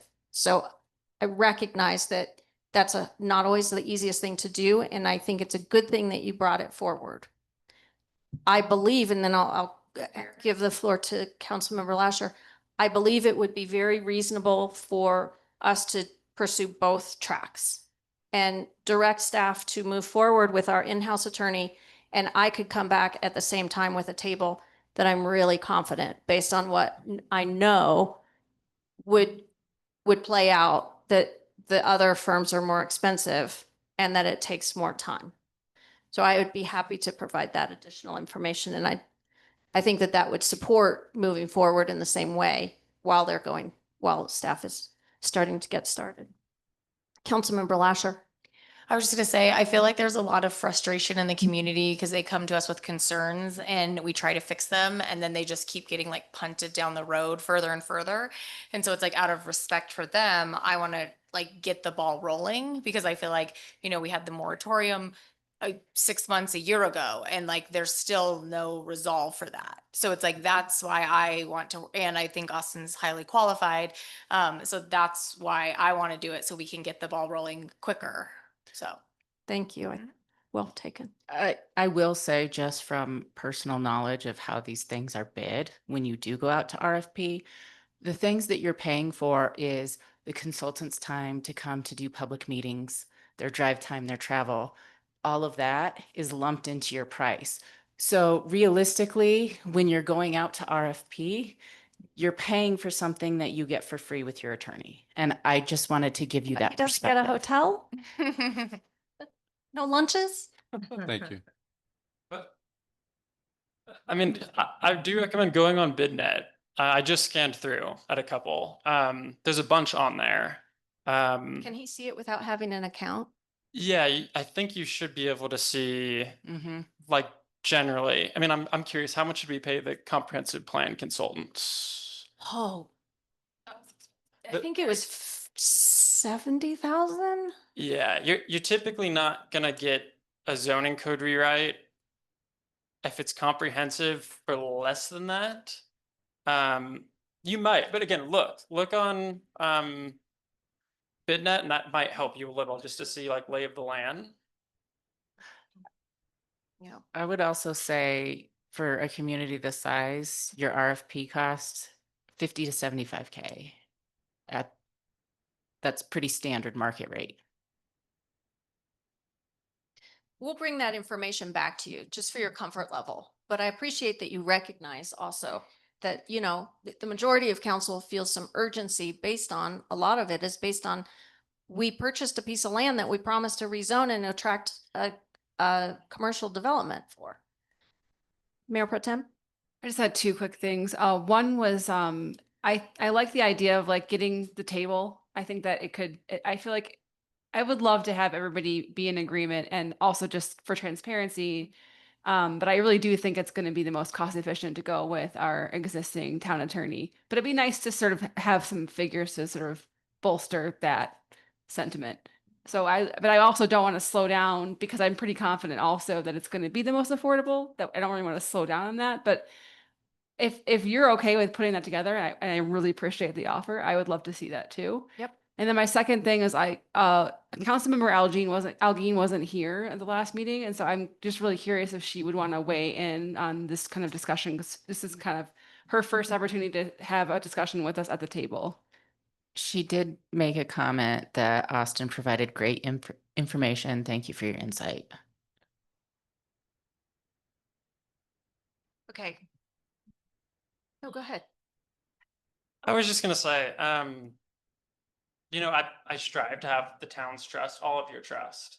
That's kind of the foundation of this relationship. And if I don't have it, let's have that conversation offline or however, because I'd like to understand that better. I hope that's not the case.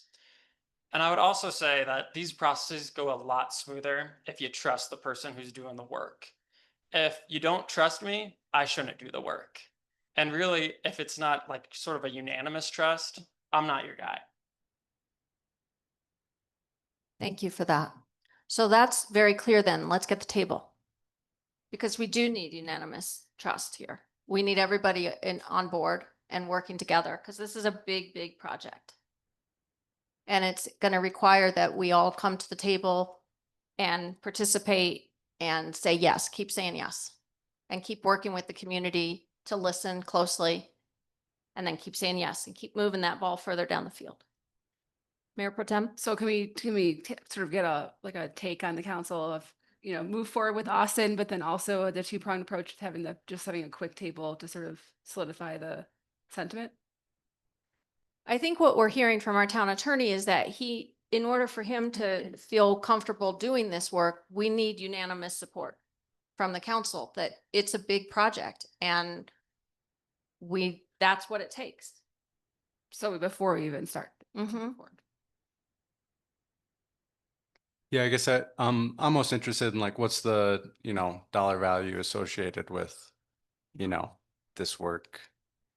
Let's find that out because I think that answer will be very critical for everybody in this room. And that's one of the reasons why I said be frank. So I appreciate your frankness there. I really do. Yeah.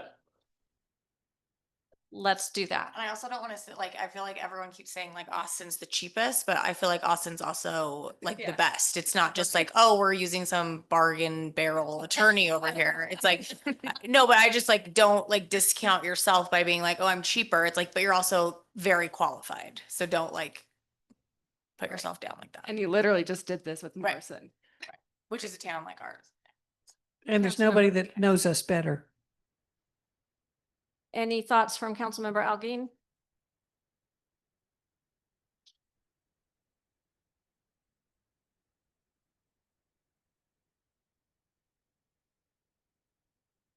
Typing.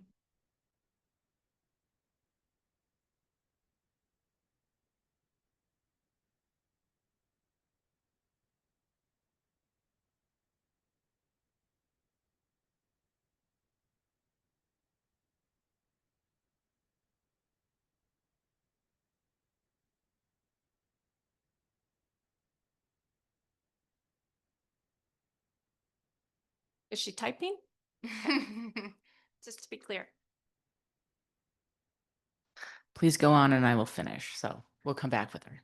Well, we're, okay, Councilmember Debner. I just kind of had a question on a related point. So in the presentation, the Mountain View values tomorrow, maintaining a thriving local and stable economy. We mentioned supporting local businesses. You know, I can kind of see that as another way of increasing revenue just in general. What sort of work has council done to kind of engage and support the local businesses to consider ways for revenue generation there? Let's refer that to a committee. That's a perfect committee thing. It's a conversation about a specific topic that two people on council can go into depth on and then come back and make recommendations. Would you like to chair that committee?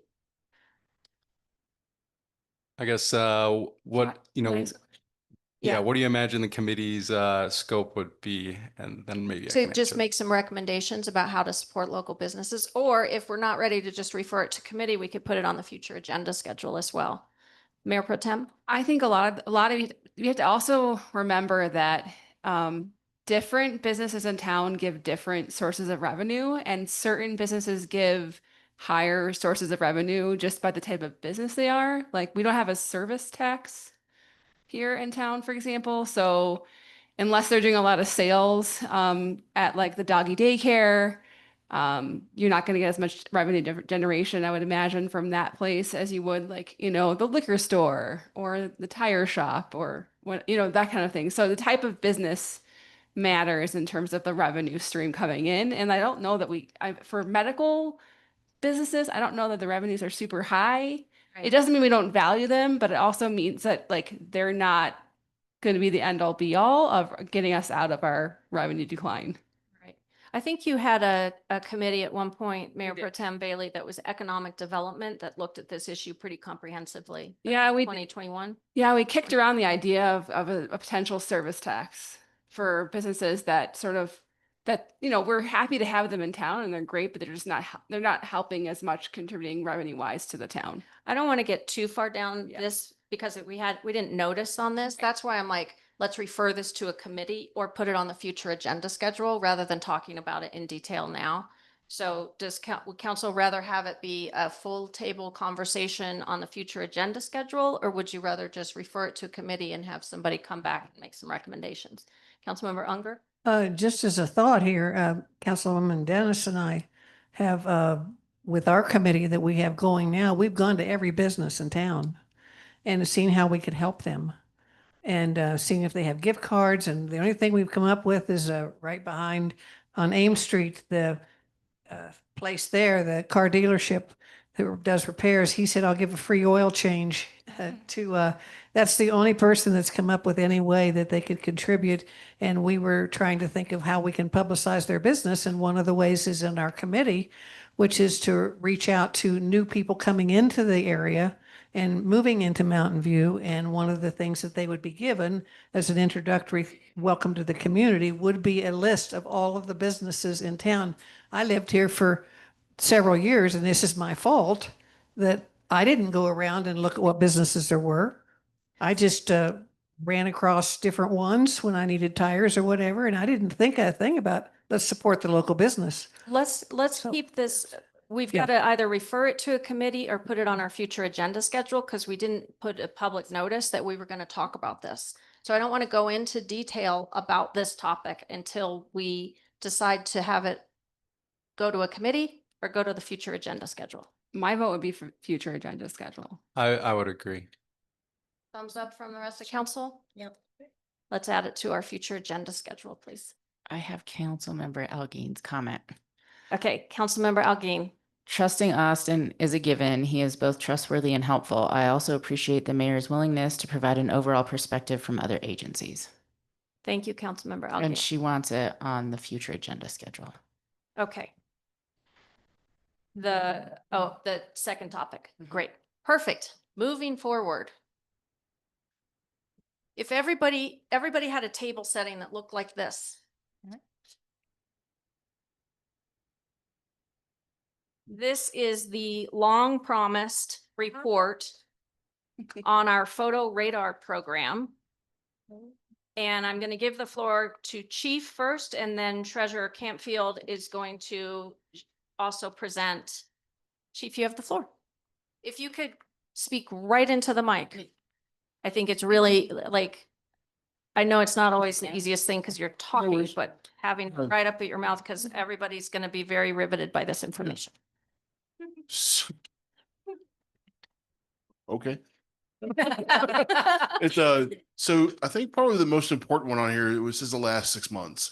So over the last 6 months, as this program moves forward, the number that kind of shocked me the most, and it's better news at the end.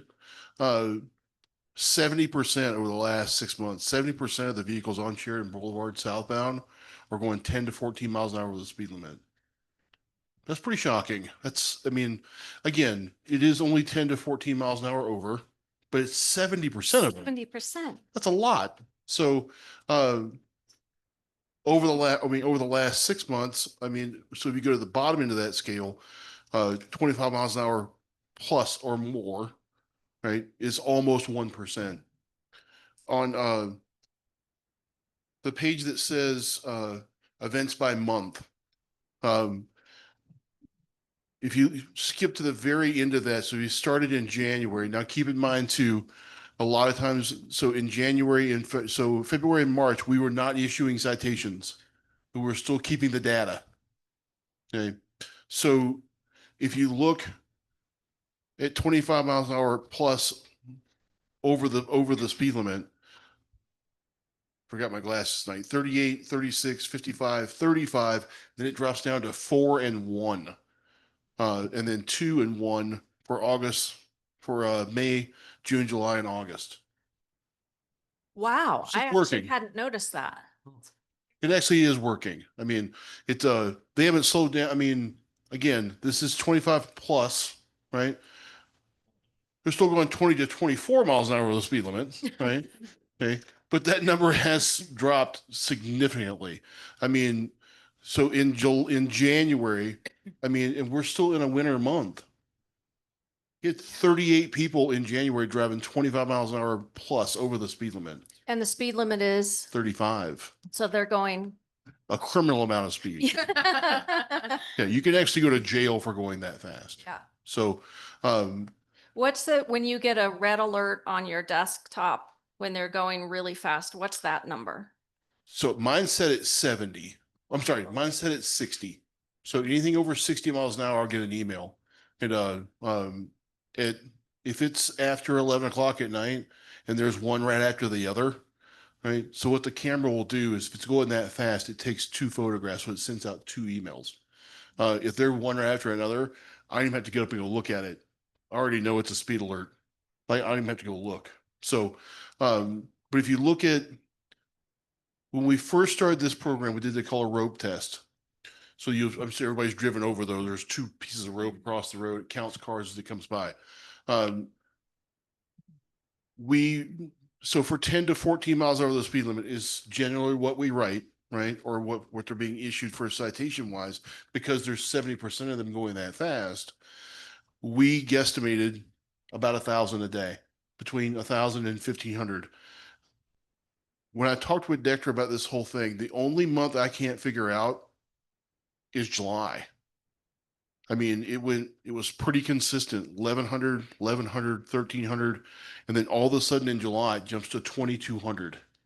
So we learned a lot from that month, about how to allocate how many citations you're gonna send out. I mean, we could have easily have kept going up to that, the way we purchase, how we issue the citations. So it, but even in 15 to 19 miles an hour actually was, I think it tied another month before. No, it didn't. It's actually the highest one so far.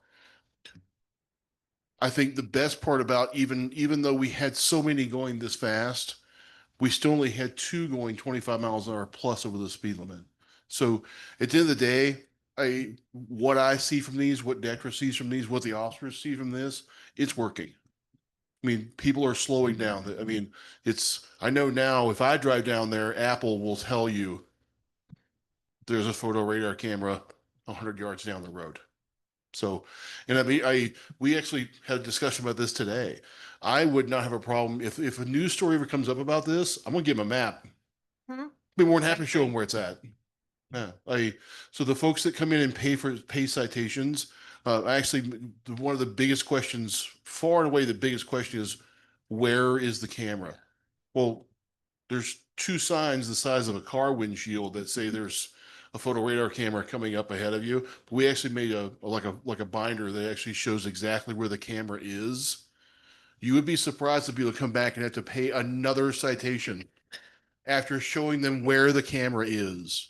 So we've seen 8, 7, like literally repeat offenders. So One person actually says she just budgets it because it's on her Yeah. way to work. that's a true story. Yeah. I'm not kidding. Yeah. Yeah. She says it's cheaper than taking E470. Councilmember Unger? Chief, one quick question is, can you do that with motorcycles? Do you know how many? Boy, it sure sounds like the motorcycles are going pretty fast. But It just counts vehicles, so it's going to count the same thing. Yeah. Yeah. The license plates on motorcycles are super hard to read, especially at night. But this counts pretty much everything. But just to keep in mind too, and not to kind of floor everybody with a bunch of stats, but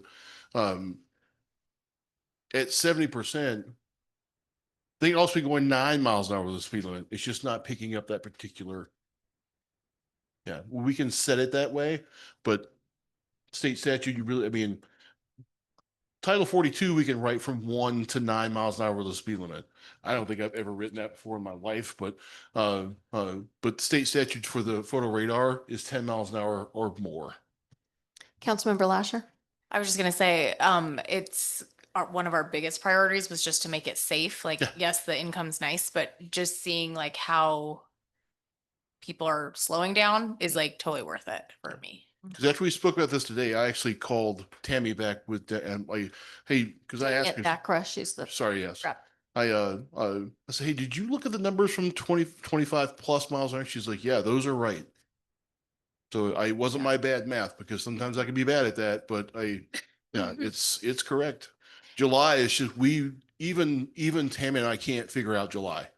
Maybe there's a lot of tourists or people from out of town and they're not, Yeah. it's summer and there are. But I want to say thank you to you for the binder that you put at the Yeah. front desk. When people come and they pay their ticket in person, even if they don't ask to know where the camera is, the front desk proactively says, do you know where the camera is? Yeah. Would you like to see some pictures? Because we're not trying to trick people. Yeah. No, we're trying to slow them down. Yeah, because we get web submissions all the time, and some of them are Pretty funny. not flattering at all. But I think my biggest when I get a web submission that's complaining about the camera, my first response is, "What did you call CDOT and complain about the E470 toll?" It's the same thing. I mean, the state of Colorado's been doing this for a long, long time. I take I-25 every day. If you cross over a double yellow line into the HOV lane, it's a $250 fine. Yeah. Mayor Pro Tem? I was just curious, now that we have this, the ABIS information, has this been shared or will this be shared with the Denver Regional Council of Governments Sheridan Safety Study that's kind of still wrapping up? It's almost done, but I'm just curious if there's been any kind of sharing of information with them. I would be more than happy to share this with them. I know I've gotten, myself and Sergeant Berman have gotten multiple phone calls from jurisdictions that are thinking about doing this. So it's we've kind of acted as like as their consultant, kind of like, here's going to be your biggest road, your biggest bumps in the road. I can't tell you Superior ran into the same, I think it was Superior ran into the same issue. I said, hey, you got to start working on your CDOT permit application. And I can't make this up. Over the phone, he says, what's a CDOT application? He had not a clue what I was talking about. So in Austin, he's 3 months away from getting that for sure. Because now there's a 6-month backlog. I'll have to give their town attorney help. I think, don't quote me, I think it was Superior, that sounds right, but we talked to a lot of different ones. Yeah. Yeah. That's your turn. Oh. Yeah, you might want to help your colleague there. Thank But you. I'll get, absolutely. If anybody has any questions, please let me know. It's and again, Through the proper channels. yeah. And then we're gonna post this on the website as well. I think it's January through June. Inception through the end of June. Correct. We'll be reporting. Yeah.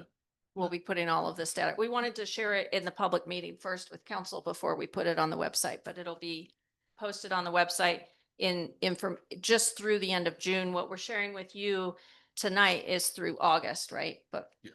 it'll be Councilmember Unger. Just one last thought. Anybody in the council who goes to court, it is very, very interesting to see how many people plead guilty and how many just argue. Couldn't see my face. It's fascinating. As you can imagine, as many people come to court, we take that many phone calls. It's been if there was one thing I probably underguessed for this whole thing was the actual office time dealing with some of the phone calls. But I think we made a lot of changes to the citation, which have helped out a ton. And the payment landing page. Payment landing page. I think a lot of times too, maybe some folks in this room actually got this text. There was a big scam going out where you owe this much money, they're going to suspend your license. Everybody thought that was us. So we actually put on the citation, we will never contact you by text or phone or by text about a fine owed. So I think that helped out a ton just to kind of get rid of some of those, like, this is a scam thing. Yeah, and having the QR code go directly to our website helped a lot Helped a as well, ton, yeah. rather than Yeah. through a specific Yeah. landing page. Yeah. Otherwise, people thought it was a scam and Yeah. they wouldn't pay it, or they would call us up and be like, is this really you? And we'd have to convince them, yeah, it really is us. Whereas think they could've Charity's gonna- just- if they said it, they specifically counseled us. They were like, this should go to your website instead of this page. And then we get to the page and I was like, oh, that's a good idea. Thank you. Do I need to pay you professional services? I think our next big hurdle, I think Charity may touch on some of this too, but I think our next big thing is gonna be collections. That's something we're gonna have to tackle. Yep. Yeah. Charity. So before I start, Councilmember Elgin has a few comments. Yeah. First, she states that attending court was an insightful experience, and would residents have the opportunity to observe court? Yeah, anyone can go to court. And then her other We question. let me just say real quick, just as a courtesy, if a resident wants to attend court, we would love it it's just a courtesy, you don't have to, but it would be lovely if you would give our town clerk a heads up, because it does the court takes up the whole space and it's just gets crowded and we need to set aside a chair for people. Her other statement was, for transparency, would Austin provide his cover letter and resume? In terms of doing the, I'll address that later. Okay. I kind of like that idea. I'll address that later. We've moved on. We're talking about the ABIS stuff. I'll talk with both of you separately about that. So we have a chart here on terms of the revenue and expenditures of what it's cost us for the AVIS versus what we've actually received. The bottom line is with the 25,484 that was paid for the Figure camera out of the DOJ system or fund. We have received $99,209 year to date since its inception. I would That's say net. that's a net. I would say in terms of calculating staff time for all the phone calls, all of that, the revenue stream is not, I think, what originally was projected to be. It does make somewhat of a dent into the loss in marijuana revenue, but we're still not flush in the numbers we've seen in previous years. Just for the record, could you sort of summarize the table that's the table setting that was in front of council when they walked in specifically about monthly revenue and expenditures? Because I don't think everybody it was quite oriented to looking at the page and So the revenue is what we're actually receiving from the tickets, right? And so you are not going to project that 100% of people who receive a ticket are actually paying. There's also several months lag time between the tickets being issued versus us receiving payment. But the invoices come monthly based on how many tickets that they send out. So your expenditures are happening prior to you guys receiving the revenue. I think for us, in terms of budgetary purposes, because one, it's only for behavior modification, not to be a revenue stream. And two, because of the vastness of the variables in terms of what we receive, it's really hard to budget a solid number on what we expect annually from this program.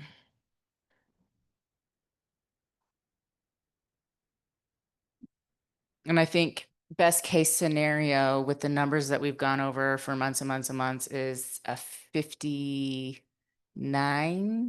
pay rate. Highest I've seen is, sorry. I think the highest we've seen is 58.4, whatever it was, yeah. after 3 months. Yep. You see a pay rate, at 33%, we've been told that we're profitable, but at 59% in 3 months is about like the best that we've seen thus far. After That's- 3 months. And again, not to get into the actual revenue part, but I mean, we've talked about this a lot. It all comes down to the percentage of who's paying. The I mean, percentage of what? It all comes down to the percentage of people that are actually paying. Right. I mean, yeah, so we do get some returns. We have seen some progress with the vendor that we're using. So I think it has gotten better. I do, and again, I think the changes we've made to the citation have helped out a ton. Great. Are there questions for staff on this?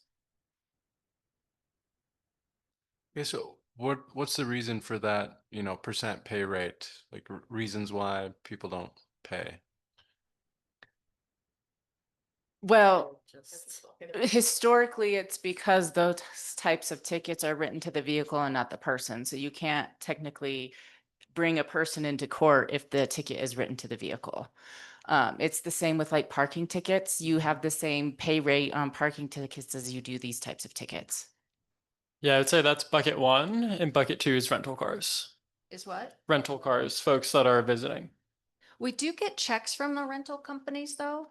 Yeah, because it actually goes through to like the rental company, so they are paying. Okay, that's good. Yeah, we get regular checks from the rental companies minus one that tried to make their customer pay.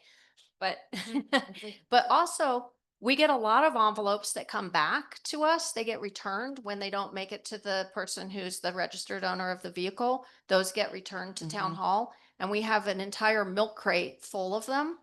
And a lot of them, people register their cars to addresses that either they move away from or they are not a good address.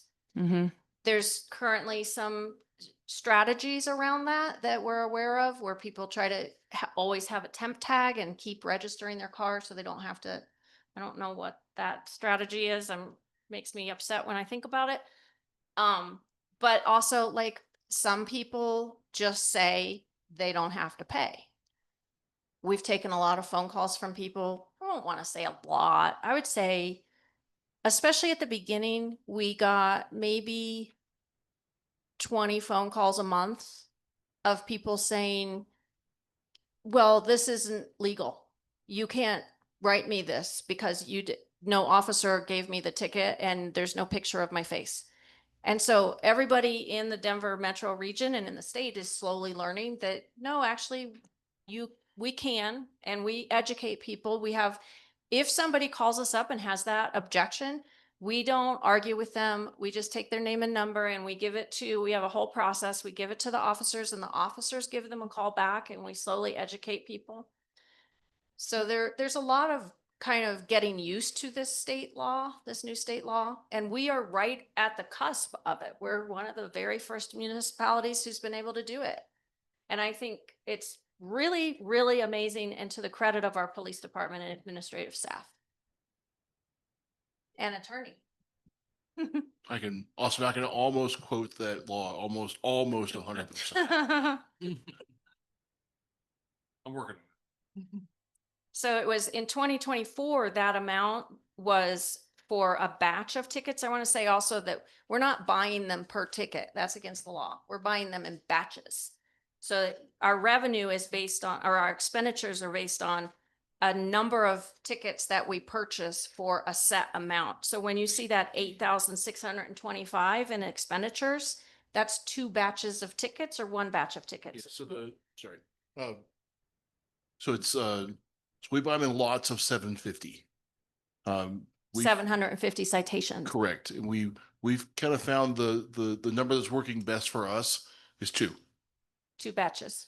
Yeah. Or lots. Anything more than that, the vendor's been pretty lenient with us. They'll let some of those roll over, right? Like all of them are rolling over now if we don't use the entire third one, but it's been pretty consistent so far.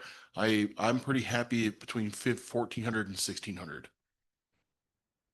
And how much does one lot of 750 citations cost us? It's 800. Would it be half of, is it Yes. 8,625 for the one lot? Yeah, so it's half of 17,250. Okay. Yeah. So we're basically purchasing 2 lots of 750 citations and then approving them as they come through. And that takes officers sitting at their desk looking at every single one and understanding that it is in fact a good ticket. An officer looks at every single ticket that goes out. So it doesn't just go out without our officers looking at them. It's absolutely thrilling. You do it sometimes just for fun, probably. Any other questions? Thank you for clarifying and reporting on all of this. It's very satisfactory to finally be able to share these numbers with you. You can understand why it wasn't appropriate to share them too soon, because like you can see, like in February, we just didn't have the information. March, we weren't sending out any tickets. So it just took some time to kind of get to a place where we had enough information that we could really comprehensively share what we knew. Then we're going to just go to Chief. Did you want to report anything for your monthly stats or the table setting? Yeah, just that? real quick. You guys have all that in front of you. Yes, everybody got one. Okay. I actually took some time off, so I didn't have a chance to get this in the packet before I left. So, I think probably the biggest thing we covered, actually, I don't know if you guys remember Officer Matt Garrow? Yeah, he actually came down. So when he was here, we sent him to a SFST instructor school, which is roadside maneuvers. What is that? Instructor? SFST, so like roadside maneuvers for DUIs. So he actually came back down and instructed our guys. He actually went to Brighton PD. He came down and recertified some folks, which worked out perfect. I think he may have gotten that certificate through Brighton, but he wanted to kind of pay it forward, so he came down and took care of And us. did the training for our officers. He did. Oh, He absolutely nice. did. Yeah. Wonderful. I think you guys were both there for Sergeant Berman, for the demonstration for the, body cams. We had the Mountain View Police Department Community Forum this Yeah. past Sunday. Yeah, they are amazing. The technology's come so far. So, and then, we have, we're actually upgrading in the process now, upgrading security system at the PD/town hall. The DVR was super slow. So, we're actually upgrading that now, which is going to be nice. Gonna But make a yeah, big it's, difference. all the information's in the packet there. If you guys have any questions, please let me know. And regarding the packet, because we had these table settings, I want to assure everybody that I'm going to update the packet that's on the website so that it's inclusive of the table settings. So if you see that it got updated, that's because it's going to incorporate the table settings. And I'll put first version, second version on the budget so that way there's no confusion there. We're not sliding anything past. Just corrected some typos. Charity, our town clerk treasurer, I think has some additional items you'd like to report. You guys all have a copy of the July financial statements in front of you. Again, if you guys have any questions, feel free to let me know and I can clarify any information. The mayor and I did meet with DOLA last week. We had to have a pre-submittal grant meeting with them. That's where we found out some more information of the excess funds that we could apply for. So that grant application will be submitted this week. And that will be hopefully for the new zoning code update, they will do a 50% match. And then today we had a member withdraw from the candidacy for town council. Immediately got in touch with the county election office. We are too far down the ballot certification process to remove the name from the ballot. So if anyone does end up voting for this person, the vote just doesn't count. And so I wanted to get that information out there. Can you share the name of the candidate that withdrew? Nancy Bucci. Thank you. I have been in touch with her. I let her know prior to announcing that in the meeting as well. Thank you for all your work. Yeah, I think you're killing it. Any other questions or comments for our staff? We'll go on to mayor and community or council member reports. I just wanted to share a couple of things. The questionnaire for the residential recommendations for residential zoning is going out in the mail tomorrow. We have a cover letter and the questionnaire itself and a flyer to help sort of guide people who are participating in how to fill out the questionnaire and return it.